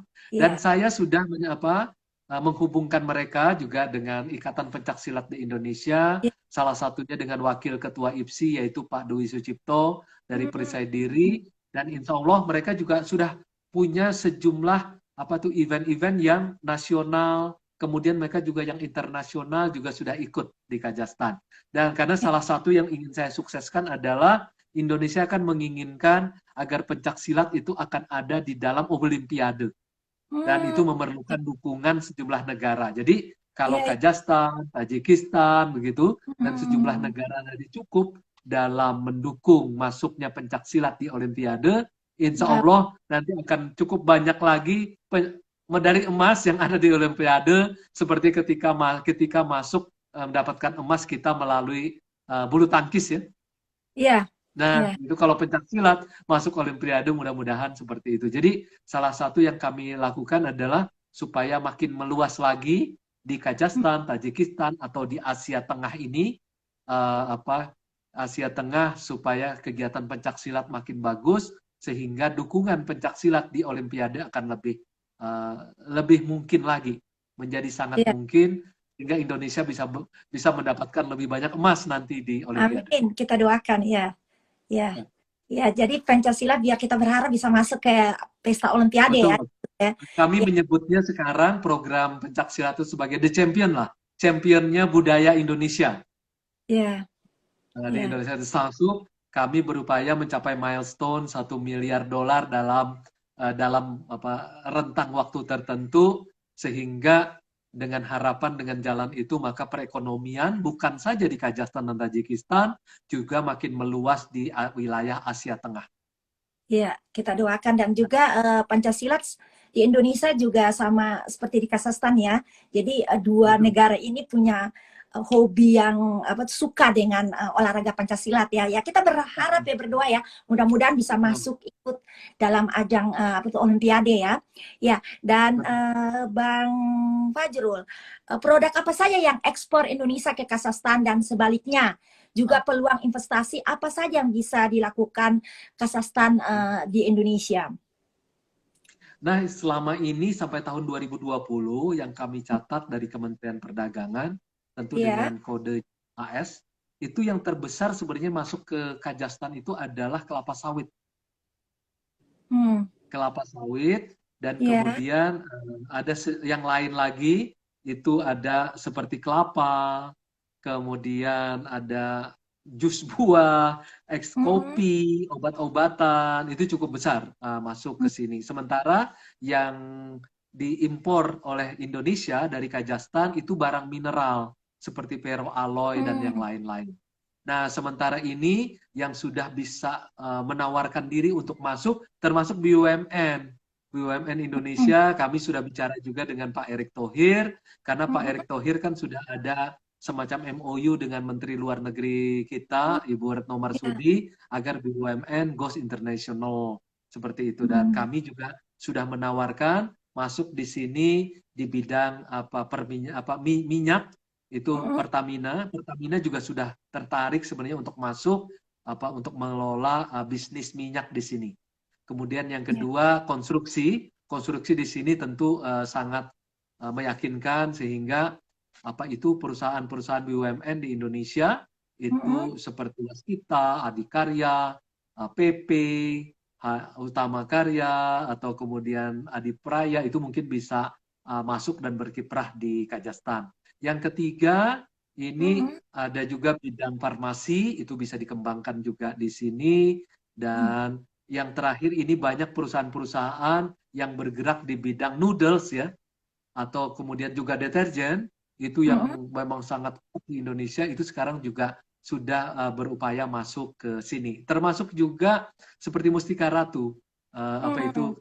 kecantikan ya, itu juga Iya, sudah mulai mencoba masuk ke sini. Sebelumnya mereka sudah masuk, tetapi iya. melalui Rusia, dan sekarang kita Nah, menawarkan agar mereka langsung masuk ke mm. Kazakhstan, karena Kazakhstan ini bukan saja terbesar negaranya, teritorinya di Asia Mm. Tengah, tetapi juga terkaya di Asia Tengah. Kalau Indonesia Mm. kan terbesar di Asia Tenggara dan terkaya di Asia Tenggara, kalau Kazakhstan ini terbesar di Asia Tengah dan terkaya di Asia Tengah. Penduduknya Muslim 70%, Iya, selebihnya adalah Kristen Ortodoks. Dan yang iya. menarik, ketika saya ke sini, saya mengalami Natal setahun 2 kali. 25 Desember Natal, tanggal 7 Januari Natal lagi dari Kristen Ortodoks. Oh Jadi gitu. menarik. Iya, Di iya. sini Bhinneka Tunggal Ika. Iya. Agamanya Ah, beragam, Bang Fajrul, kepercayaannya kenapa? beragam. Maaf Bang Fajrul, aku potong. Kenapa Natalnya mesti sampai 2 kali? Desember sama Januari. Iya, karena Natal yang untuk yang biasa kan 25 Desember itu Mm-mm. dirayakan, tetapi untuk Kristen Ortodoks Rusia Oh, tampaknya muaranya itu 7 Januari. Jadi ada dua ah, Natal di sini. Asik. iya, iya, iya, iya, iya. Gak apa-apa, yang penting percayanya satu ya, Bang Fajrul. Iya, Iya, tapi asik karena kan jadi liburan 2 kali. iya, iya, iya, Liburan iya. 2 kali di sini. Jadi Ya, saya sekarang lebih senang juga karena kan misalnya ada 130-an suku bangsa, ada sejumlah agama yang berbeda, ada keyakinan yang berbeda. Jadi saya seperti merasa hidup di Indonesia, tetapi cara mereka mengelolanya kan juga menjadi bahan pelajaran buat saya, bagaimana cara mereka mengelola dalam harmoni ya, dengan suku bangsa yang berbeda, agama dan kepercayaan yang berbeda. Misalnya Natal 2 kali, asik-asik aja di sini. Misalnya seperti itu. iya, iya, iya. Nanti tanggal 2 April kan juga mulai puasa di sini. Betul, iya, Mulai iya. puasa, betul. Dan kabarnya puasa di sini karena di musim panas bisa panjang, bisa sampai 19 jam. Iya, betul, iya, Iya. iya. Jadi nanti Dan juga agamanya Islam ya di sini, tetapi kalau di Indonesia kan kebanyakan menganut mazhab Syafi'i ya. Di Islam itu kan ada mazhab kan, ada ya, Syafi'i, mm-mm. Hanafi, Maliki, Hambali gitu ya. Kalau di sini Islamnya mereka menganut mazhabnya Hanafi. Ada cerita lucu, Ibu Mm-mm. Gali, Mm-mm, silakan. ketika saya sampai di sini, saya kan sembahyang Jumat.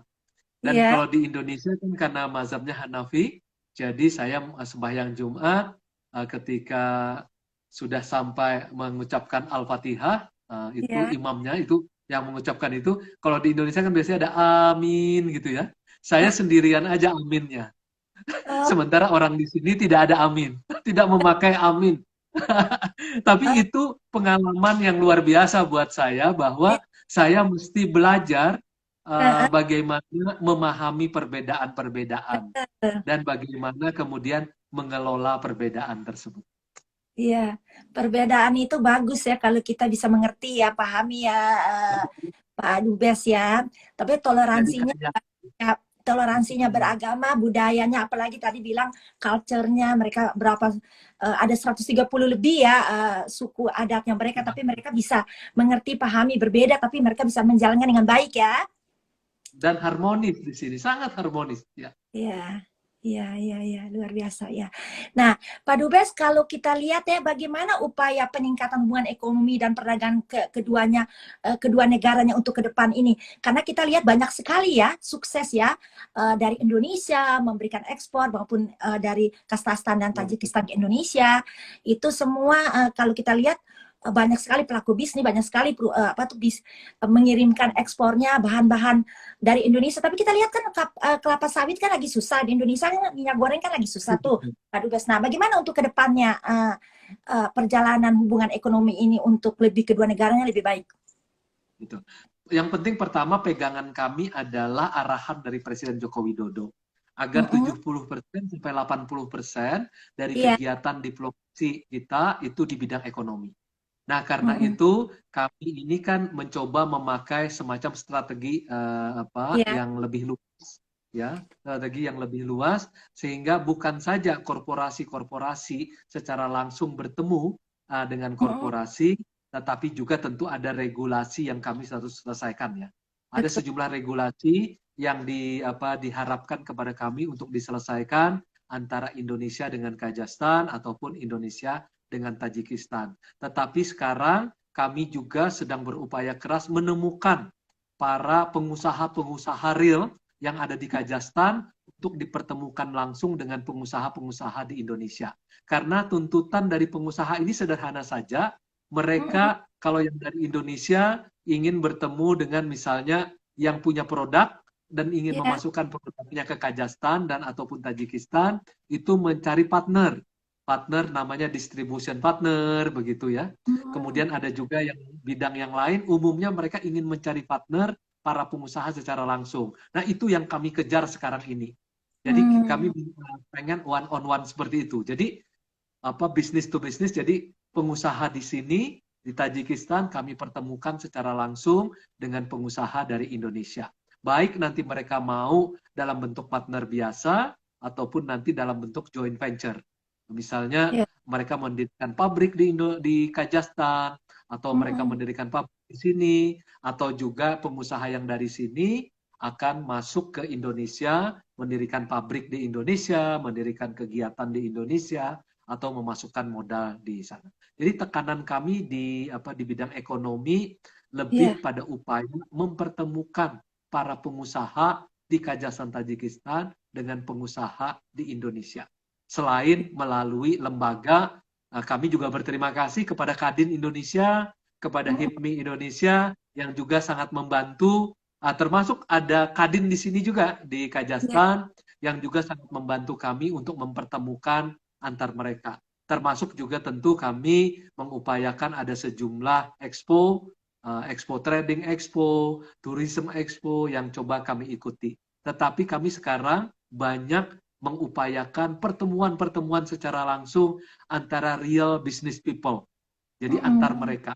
Jadi kami Iya. menjadi fasilitator, kami menjadi jembatan dari kegiatan mereka. Termasuk juga karena Presiden Joko Widodo kan mengharapkan agar Iya. kami juga membantu UMKM di luar Iya. negeri, UMKM goes global. Iya. Karena Iya. kan Presiden bilang di Indonesia ini 97% itu Mm-mm. kan pengusahanya tuh UMKM. Iya. 97% orang bekerja di UMKM. Hanya 3% yang bekerja di usaha besar. Di Indonesia itu 99% usaha mikro UMKM, hanya 1% usaha besar. Nah, jadi tentu kalau membantu UMKM berarti membantu hampir 99% unit usaha di Indonesia. Nah, itu yang kami Iya. dorong. Dan kue ekonomi di Indonesia 60% kan juga dari UMKM. Jadi kami tentu Iya. ingin menjadikan Kazakhstan itu sebagai ujung tombak dari UMKM di Indonesia. Dan kami sudah bertemu dengan Pak Teten Mas Duki, Menteri Mm. Koperasi dan UKM, dan kami siap sedia menjadikan Kazakhstan sebagai ujung tombak dari UMKM di Kazakhstan dan termasuk di Asia Tengah. Karena ini pesan Presiden, bantu Iya. Iya. memang usaha-usaha yang besar, tetapi jangan Mm-mm. pernah dilupakan 99% di Indonesia itu usaha adalah usaha mikro, kecil, dan menengah. Cuma 1% usaha besar sebenarnya. Iya.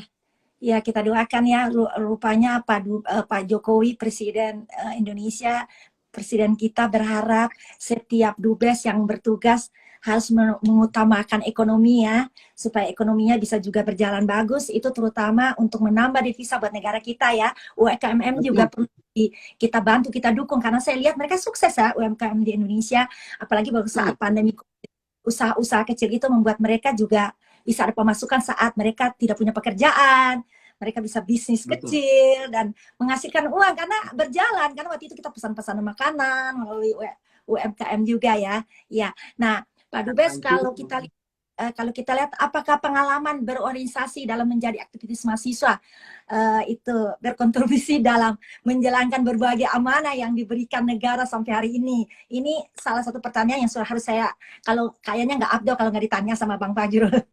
Iya. Terima kasih. Saya mengalami perjalanan sebagai aktivis mahasiswa di Institut Teknologi Bandung, dan kemudian yang kedua tentu di Universitas Indonesia. Nah, dari pengalaman sebagai aktivis mahasiswa, memang yang saya tahu, selain memang kita harus memiliki kemampuan profesional, itu penting. Itu yang disebut sebagai kapital budaya kan. Itu penting, kita memiliki itu. Tetapi yang terpenting lagi adalah kapital sosial. Nah, organisasi sebagai aktivis itu kan sebenarnya kita belajar membangun belajar berorganisasi dan belajar membangun hubungan atau jaringan sosial dengan banyak pihak. Saya terus terang, kalaupun harus mengakui, saya bisa menjadi seperti sekarang, bisa menjadi komisaris utama di BUMN, jadi komisaris di BUMN, jadi juru bicara, jadi dubes, itu sebenarnya karena jaringan sosial yang terbentuk sebagai aktivis mahasiswa yang kemudian ikut dalam beragam organisasi. Maka saya sih menganggap sebagian besar keberuntungan ya dalam tanda petik kehidupan saya berasal dari kemampuan saya berorganisasi dan kemampuan saya membangun jaringan sosial melalui beragam organisasi. Kemudian yang kedua, kemampuan saya berorganisasi juga menuntut saya untuk berkomunikasi kan Bu ya? Menuntut saya berkomunikasi. Jadi saya ketika di ITB, itu saya menjadi pemimpin redaksi majalah mahasiswa, majalah Ganesha. Saya masuk dalam perkumpulan studi ilmu kemasyarakatan. Itu kelompok studi yang kerjanya itu semacam kelompok debat, Ibu. Kelompok debat mahasiswa seperti itu. Jadi saya terlatih menulis, saya terlatih untuk melakukan debat, dan kemudian itu yang kemudian membawa saya bisa menjadi penulis di beragam koran di Indonesia, termasuk itu Harian Kompas, Tempo, Media Indonesia, kemudian juga menjadi pembicara atau narasumber di tempatnya Bang Helmi dulu, Metro TV, dan yang lain-lain, dan kemudian menjadi juru bicara. Itu semua sebenarnya berasal dari kemampuan saya menjadi aktivis mahasiswa dan kemampuan organisasi. Walaupun secara profesional saya tambah. Saya kan kalau untuk berkomunikasi saya mendapatkan gelar doktornya dari UI itu di bidang komunikasi, khususnya komunikasi politik. Jadi itu semacam tambahan. Jadi saya beruntung berorganisasi dan beruntung membangun jaringan sosial melalui organisasi dan membangun juga kemampuan berkomunikasi yang kemudian saya pergunakan jadi jubir, jadi dubes. Sebenarnya kan kerjaannya dubes, jubir sama aja Bu, jadi juru bicara. Bicara terus. Komisaris juga begitu, atau komisaris utama 70% kegiatannya ya berkomunikasi. Iya, betul. Dan itu terlatih sejak menjadi aktivis mahasiswa. Ya, jadi berorganisasi aktivitas itu penting ya, dan sekarang juga dari situ ada pengalaman dari Bang Fajrul bisa jadi jubir karena sudah tepat ya, karena dengan ada pengalaman kita berkomunikasi aktivis yang 98 ya kalau nggak salah ya, dan akhirnya sekarang dan sekarang jadi diambil jadi jubir pas banget ya, dan terus akhirnya sekarang dikasih sama Pak Jokowi diangkat jadi dubes Indonesia buat Kazakhstan. Jadi itu bagaimana kalau Bang Fajrul melihat aktivis 98 dengan generasi muda Indonesia yang sekarang, yang saya melihat juga banyak demo ya, karena memang demo itu penting ya, karena kita harus memberikan pendapat kita, apalagi hal-hal yang baik ya. Tapi kita harus punya cara-cara ikutin koridor-koridor, aturan-aturan ya, seperti gitu. Bagaimana pendapat Bang Fajrul? Di zaman saya, kelihatan tua jadinya, ketika masih di ITB dan UI, saya melihat gerakan mahasiswa itu kan sebagai gerakan politik moral. Karena saya kan setelah sifatnya memang agak konfrontatif waktu itu terhadap pemerintahan yang di masa Orde Baru itu. Tapi Mm-mm. kemudian setelah selesai kan 98, saya dengan teman-teman kembali ke kampus. Karena kami kan gerakan politik moral, jadi kembali ke Mm-mm. kampus, belajar Mm-mm. lagi gitu kan, dari S2, S3 gitu, sampai semuanya dilakukan gitu ya, belajar Iya. lagi. Berbeda dengan partai politik kan, kalau partai politik jelas mereka mencari kekuasaan, dan kemudian mendistribusikan kekuasaan. Nah, menurut saya, kalau gerakan politik mahasiswa tetap gerakan politik moral, tetapi tidak konfrontatif, sifatnya Mm-mm. menjadi korektif terhadap kebijakan-kebijakan. Jadi, saya tetap menginginkan mahasiswa itu menjalankan kritik, karena kritik itulah yang membuat demokrasi berjalan, yang Mm-mm. membuat kampus juga hidup. Kan Iya. ilmu pengetahuan juga tumbuh karena kritik. Dan demokrasi juga berjalan karena kritik. Masyarakat berjalan juga dengan kritik, tapi Iya. tentu kritiknya itu berbasiskan, kalau saya dulu dengan teman-teman selalu berbasiskan kepada ilmu pengetahuan.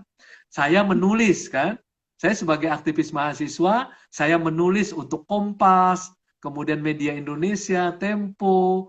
Jadi kalau saya berpikirnya tidak terlalu bagus atau gagasannya tidak bagus, tentu tidak akan dimuat kan sama Kompas, sama Mm-mm. Tempo gitu kan ya. Nah, jadi batasan-batasan di mana kritik berbasiskan ilmu pengetahuan itu menurut saya sebagai aktivis menjadi sangat penting. Dan saya Mm. tetap menulis. Sebagai dubes juga saya tetap menulis untuk Kompas. Baru beberapa hari yang lalu saya menulis tentang demokrasi, tapi saya menceritakan tentang keadaan demokrasi di Kazakhstan dibandingkan dengan di sana. Jadi dari pengalaman pribadi saya, kritik selalu berbasiskan ilmu pengetahuan dan disampaikan juga tentu dengan kaidah-kaidah yang Mm. uh, yang tepat begitu ya. Karena kan tidak mungkin menulis sembarangan untuk majalah maupun apa koran seperti Kompas gitu ya, atau bicara di Metro TV, di Iya. RCTI, kan nggak sembarangan bicara di Betul. sana. Iya. Betul-betul harus punya gagasan yang baik, dan kemudian terlatih public speaking-nya juga harus belajar. Iya. Nah, saya Iya. dulu belajar public speaking susah payah betul. Betul-betul susah payah belajar. Iya. Iya. Iya. Iya. Dan Iya. alhamdulillah ada manfaatnya sampai hari ini. Iya.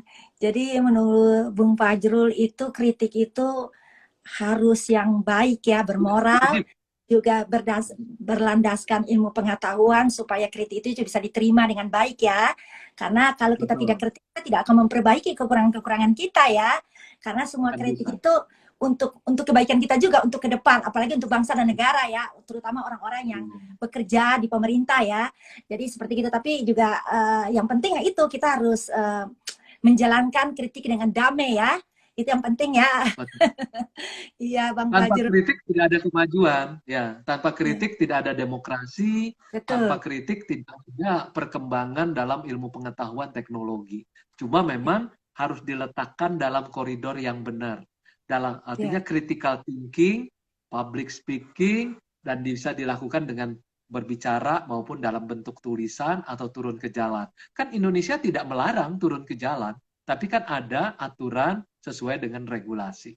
Seperti itu. Iya, iya, iya. Menulis tidak dilarang, Iya, tapi ada aturannya, kan seperti iya. itu. Bicara di televisi, di radio, apalagi di IG Live, tidak dilarang, tapi kan ada aturannya. Nah, Iya, gitu. iya. Aturannya ikuti aja, karena menurut saya sih, semua regulasi atau aturan itu mempermudah kok. Mm-mm. Yang penting kan kontennya ya. Yang penting Iya, kan isi dari kritik itu kan, bukan gaya kritiknya kan. Style kan bisa macam-macam, tetapi yang terpenting kan substansinya dari kritik itu. Bisa nggak disampaikan, kan seperti itu.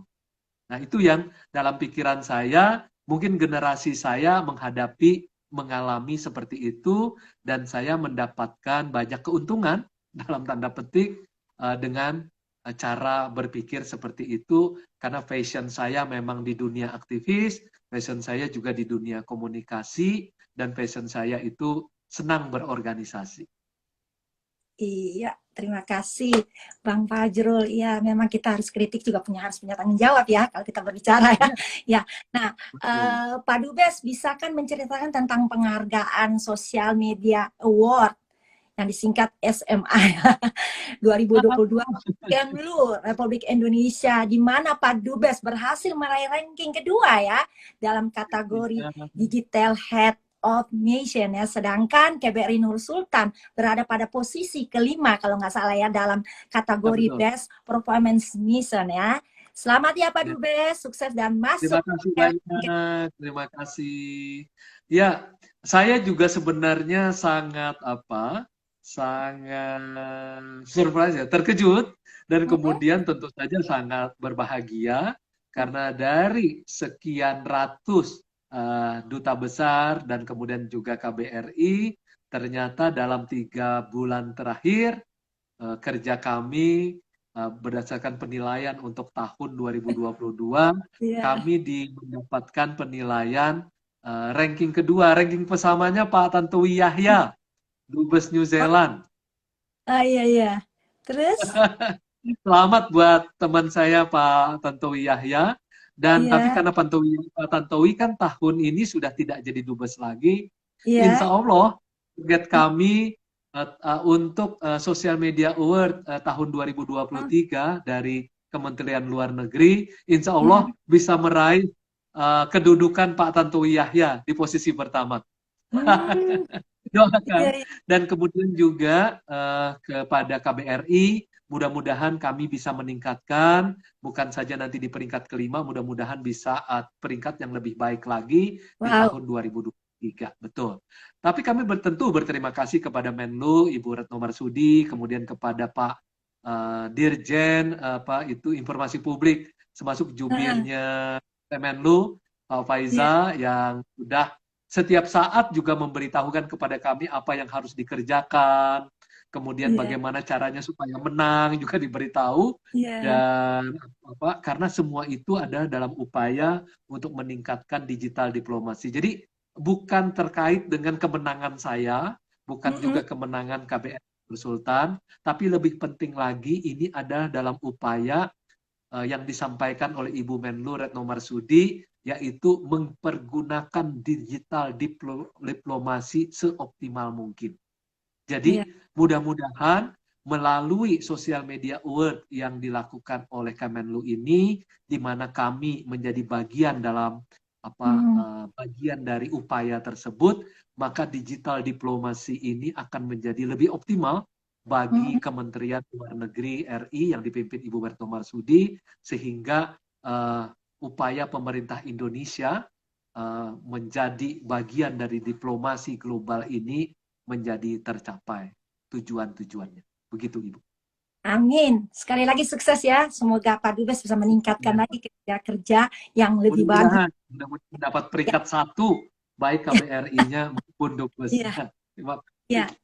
Nah, Pak Dubes closing nih. Aduh, udah malam nih Pak Dubes, Indonesia udah malam ya, dan Pak Dubes juga mesti harus istirahat, besok mesti kerja. Untuk closing statement nih Pak Dubes, mungkin Pak Dubes kan baru 3 bulan bekerja jadi Ya, Dubes untuk Indonesia di Kazakhstan. Nah, nama Tajikistan ya, maksudnya gini, apa saja sih suka dukanya dan apa rencana Pak Dubes untuk kedepannya untuk meningkatkan kinerja kerja yang lebih sukses lagi antara kedua negara ini? tuh. Yang pertama saya sudah jatuh cinta nih dengan Kajastan. Iya, karena saya apa yang menyenangkan ya, menurut saya yang pertama, saya ini kan senang berjalan-jalan ke ke luar negeri atau ke satu Heeh, daerah atau ke satu tempat di iya. mana tempat itu tidak pernah saya kenal. Karena dengan Heeh. jalan itu saya kemudian seperti memasuki semacam terra incognito, apa itu ya, daerah yang tak dikenal, lalu kemudian saya belajar Iya, perlahan gitu. Nah, sekarang ini dalam 3 bulan, saya mulai mempelajari politiknya, sosial, budaya, ekonomi, kemudian orang-orangnya, dan kemudian saya sudah bergaul dengan banyak sekali dengan orang-orang di Kazakhstan, termasuk juga Tajikistan, dan saya mendapatkan semacam kekayaan-kekayaan baru dalam pengalaman saya. iya, Dan saya sedang berpikir untuk membuat buku tentang terkait dengan bidang saya kan seperti, dan juga selama saya jadi jubir saya sedikit sekali menulis untuk media. Di sini saya tiba-tiba banyak sekali menulis, dan Kompas juga menulis terus ya, menulis terus kan. Mudah-mudahan saya Iya, bisa iya, menyelesaikan sejumlah buku yang terkait misalnya iya. tentang komunikasi politik di internasional, kemudian tentang demokrasi, transisi demokrasi yang selama ini saya tulis untuk Eropa, Asia Tenggara, dan Indonesia. Saya sekarang mencoba mengarahkan, membuat buku transisi demokrasi di negara-negara Asia Tengah dan negara-negara pecahan dari Uni Soviet. Dan ini sangat menantang buat saya. Mungkin juga harus menulis novel di sini. Menulis novel dan puisi. Iya, iya. Seperti itu. Jadi itu yang menggembirakan saya, karena saya menemukan satu tempat yang baru, orang-orang baru Heeh. yang menantang untuk saya kenali, dan saya ingin berkenalan secara sebaik-baiknya dengan mereka. Awalnya ada sedikit kekhawatiran karena tanggal 25 Desember datang kok tiba-tiba minus 27. Tadinya saya sedikit khawatir, aduh bisa tidak hidup di tempat ini? Iya, Ternyata saya survive. Jadi iya, saya sudah survivor. Kalau iya, ada lagu I Am Survivor, saya di antaranya. iya. Dan saya Wah, senang, mudah-mudahan lebih banyak lagi orang-orang Indonesia yang berkiprah di Kazakhstan. iya. Baik di bidang politik, nanti di ekonomi, sosial, budaya, pendidikan, dan yang lain-lain. Dan saya dengan senang hati sesuai dengan moto kami di KBRI, melayani, melayani, dan melayani. Iya. Luar biasa ya, hebat. Pak Dubes, mudah-mudahan warga negara Indonesia yang ada di Kazakhstan, Tajikistan, termasuk Pak Dubes baru 3 bulan udah mencintai Kazakhstan ya. Luar biasa Kazakhstan dan Tajikistan. buat warga Saya negara senang sekali Indonesia. makanan kulinernya. Ya. Iya, iya, iya, iya. Saya juga kepingin pergi nih Pak Dubes ke sana. Saya ajak Mas Helmi sama Alia, insya Allah ya. Yang penting kita diberikan kekuatan kesehatan Pak Dubes. Karena apalagi Ya, kita amin. kan Kazakhstan juga untuk Indonesia sudah visa ya untuk ke sana, jadi tidak perlu minta lagi visa. Iya, Iya, ya iya. betul, bebas visa. Ya, bebas visa ya. Dan juga luar biasa statementnya ya, closing terakhirnya dari Pak Dubes ya. Kita berharap ya apa yang Pak Dubes merasakan, dan masih waktu panjang loh. Ini baru 3 bulan. Pasti kita berharap Pak Dubes diberikan kekuatan kesehatan, sehat dalam bertugas mengembang tugas negara, juga bisa melakukan hal yang terbaik untuk kedua negara ini, untuk Indonesia terutama, dan Kazakhstan dan Tajikistan, dan juga warga negara Indonesia yang di sana gitu ya.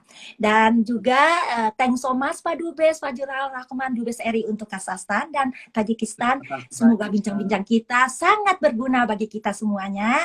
Sehat ya Pak Dubes bersama keluarga, dan sukses selalu dalam mengembangkan Amin. tugas negara. Selamat Amin. juga dengan Bang Helmi Johannes, dan kemudian untuk putrinya yang sekarang sudah ikut juga menjadi jurnalis ya. Iya, iya, Luar biasa. iya, Ternyata bapak dan ibunya sudah kemampuannya jatuh kepada putrinya. Terima iya. kasih. Hebat. Yang jelas puji syukur, biar dia pengalaman dulu Bang Fajrul, jadi penyiar, jadi produser ya, ikutin jejak papanya. Dan yang penting saya cuma hanya ikut-ikutan aja IG live waktu saat pandemi COVID, saya selalu stay at home, tapi nggak sebagus kayak Bang Fajrul, Mama Selmi. Dan sekarang putri saya lagi belajar jejak ikut ayahnya ya. Kita doakan semoga mereka sukses ya Pak Dubes. Hebat. Dan juga Hebat. ya, ya, dan terima kasih Mudah-mudahan juga. bisa Ibu Gali Johannes, Ibu Helmi, dan putrinya bisa datang ke Kazakhstan ya. Kami siap Ya, ada di Wisma Indonesia. ya, nanti kita Nanti bikin bisa konten ya Pak Dubes. disupply. Ya, Ya. nanti kita bikin konten ya. Kita bikin konten yang di sana ya Pak Ya. Dubes. Nanti saya ajak anak saya ya. Tapi kita mau ke Indonesia dulu Pak Dubes. Nanti kalau ada libur sama Selmi, kita akan ke sana pasti Pak Dubes. Kita pasti. Apalagi kan Bang Fajrul sama Mas Selmi kan teman. Dan Iya. buat teman-teman yang sudah bergabung di IG Gali Manggali juga, terima kasih atas dua-duanya. Mohon maaf tidak bisa menjawab satu persatu. Kalau ada kekurangan dalam IG Live Gali Menggali, jangan dilihat dari saya membawa acaranya, tapi dilihat dari kehebatan narasumber yang sudah saya gali ya, itu Bang Fajrul Rahman, Dubes Indonesia buat Kazakhstan. Ya, dan juga salam hormat Bang Fajrul buat istri dan Bang Kang Andi dan semua seluruh Ya, staf ya, baik. Sultan yang sudah membantu pelaksanakan acara IGLF Gali Menggali dengan lancar ya. Dan juga Amin. bagi teman ya, dan juga bagi teman-teman yang belum sempat nonton IGLF Gali Menggali bincang-bincang saya dengan bersama Bung Fajrul Rahman Dubes RI untuk Kazakhstan dan Tajikistan, juga bisa melihat di IG ku @galijohannes dan follow IG uh, @Fajrul Rahman. Wow, Bang Fajrul ini Saya IG ingin menyampaikan begini. ya. Saya Dr. Muhammad Fajrul Rahman, Duta Besar Republik Indonesia untuk Kazakhstan dan Tajikistan. Saya mengundang Anda untuk terus menyaksikan IG Live Gali Menggali. Karena melalui IG Live ini Anda mendapatkan semua pengetahuan secara mendalam, tetapi disampaikan dengan cara yang gembira dan menyenangkan. Sekali lagi, tonton IG Live Gali Menggali dari Gali Johannes. Terima kasih Bang Fajrul sudah memberikan bagi teman-teman supaya bisa ikut IG Live. Tapi juga saya mau utamakan, bukan jangan lihat dari narasumbernya, dari saya, lihat dari narasumbernya. Karena kita kan pingin edukasi ya, pingin pengetahuan. Dan luar biasa, begitu bagus yang sudah dipaparkan oleh Bang Fajrul Rahman mengenai bagaimana ikut aktivis 98 sampai ikut sampai jadi diambil sama Pak Pak Jokowi jadi apa jadi narasumber dari jubir sampai sekarang diangkat menjadi dubes Indonesia. Itu perlu kita belajar ya. Dan satu adalah motonya melayani. Itu kita penting ya Pak Fajrul Rahman, yang terima kasih banyak juga. Dan juga walaupun Omikron sudah menurun, tapi jangan lupa ikutin juga tetap prokes 5M, dan belum sempat divaksin jangan lupa segera datang ke tempat vaksin dan jangan ditunda, karena semua vaksin itu berguna manfaat bagi kita semua, terutama untuk mencegah tertularnya COVID-19. Dan juga buat sekali lagi buat Bang Fajrul Rahman, terima kasih Kak Andi bersama KBRI Nur Sultan yang sudah membantu saya ya melaksanakan acara IGLF Gali Menggali. Dan Bang Fajrul mana? Bang Kak Andi udah selesai bertugas ya? Masih di situ Kak Andi? Iya, Andi juga dipanggil. Ada kan? Halo Kak Andi, terima kasih banyak, sukses ya. Ya, kapan-kapan kita ketemu, jangan di Jakarta, di Makassar ya. Iya. Salam maki. Salam maki. Iya. Salam juga buat keluarga ya yang masih di Indonesia, yang mudah-mudahan cepat datang bergabung ya di Kazakhstan ya. Salam untuk WNI, seluruh WNI di Kazakhstan dan Tajikistan. Salam hormat. Iya, sekali lagi terima kasih. Sampai ketemu di lain kesempatan. Buat teman-teman yang semuanya sudah setia ikuti IGLF Gali Menggali. Sampai jumpa lagi di IGLF Gali Menggali berikutnya. Bye-bye. Thanks, Bang Fajrul. Terima kasih, Gali Menggali. Terima kasih. Iya, bye. Iya, salam ya buat keluarga. Sampai ketemu. Thank you. Bye.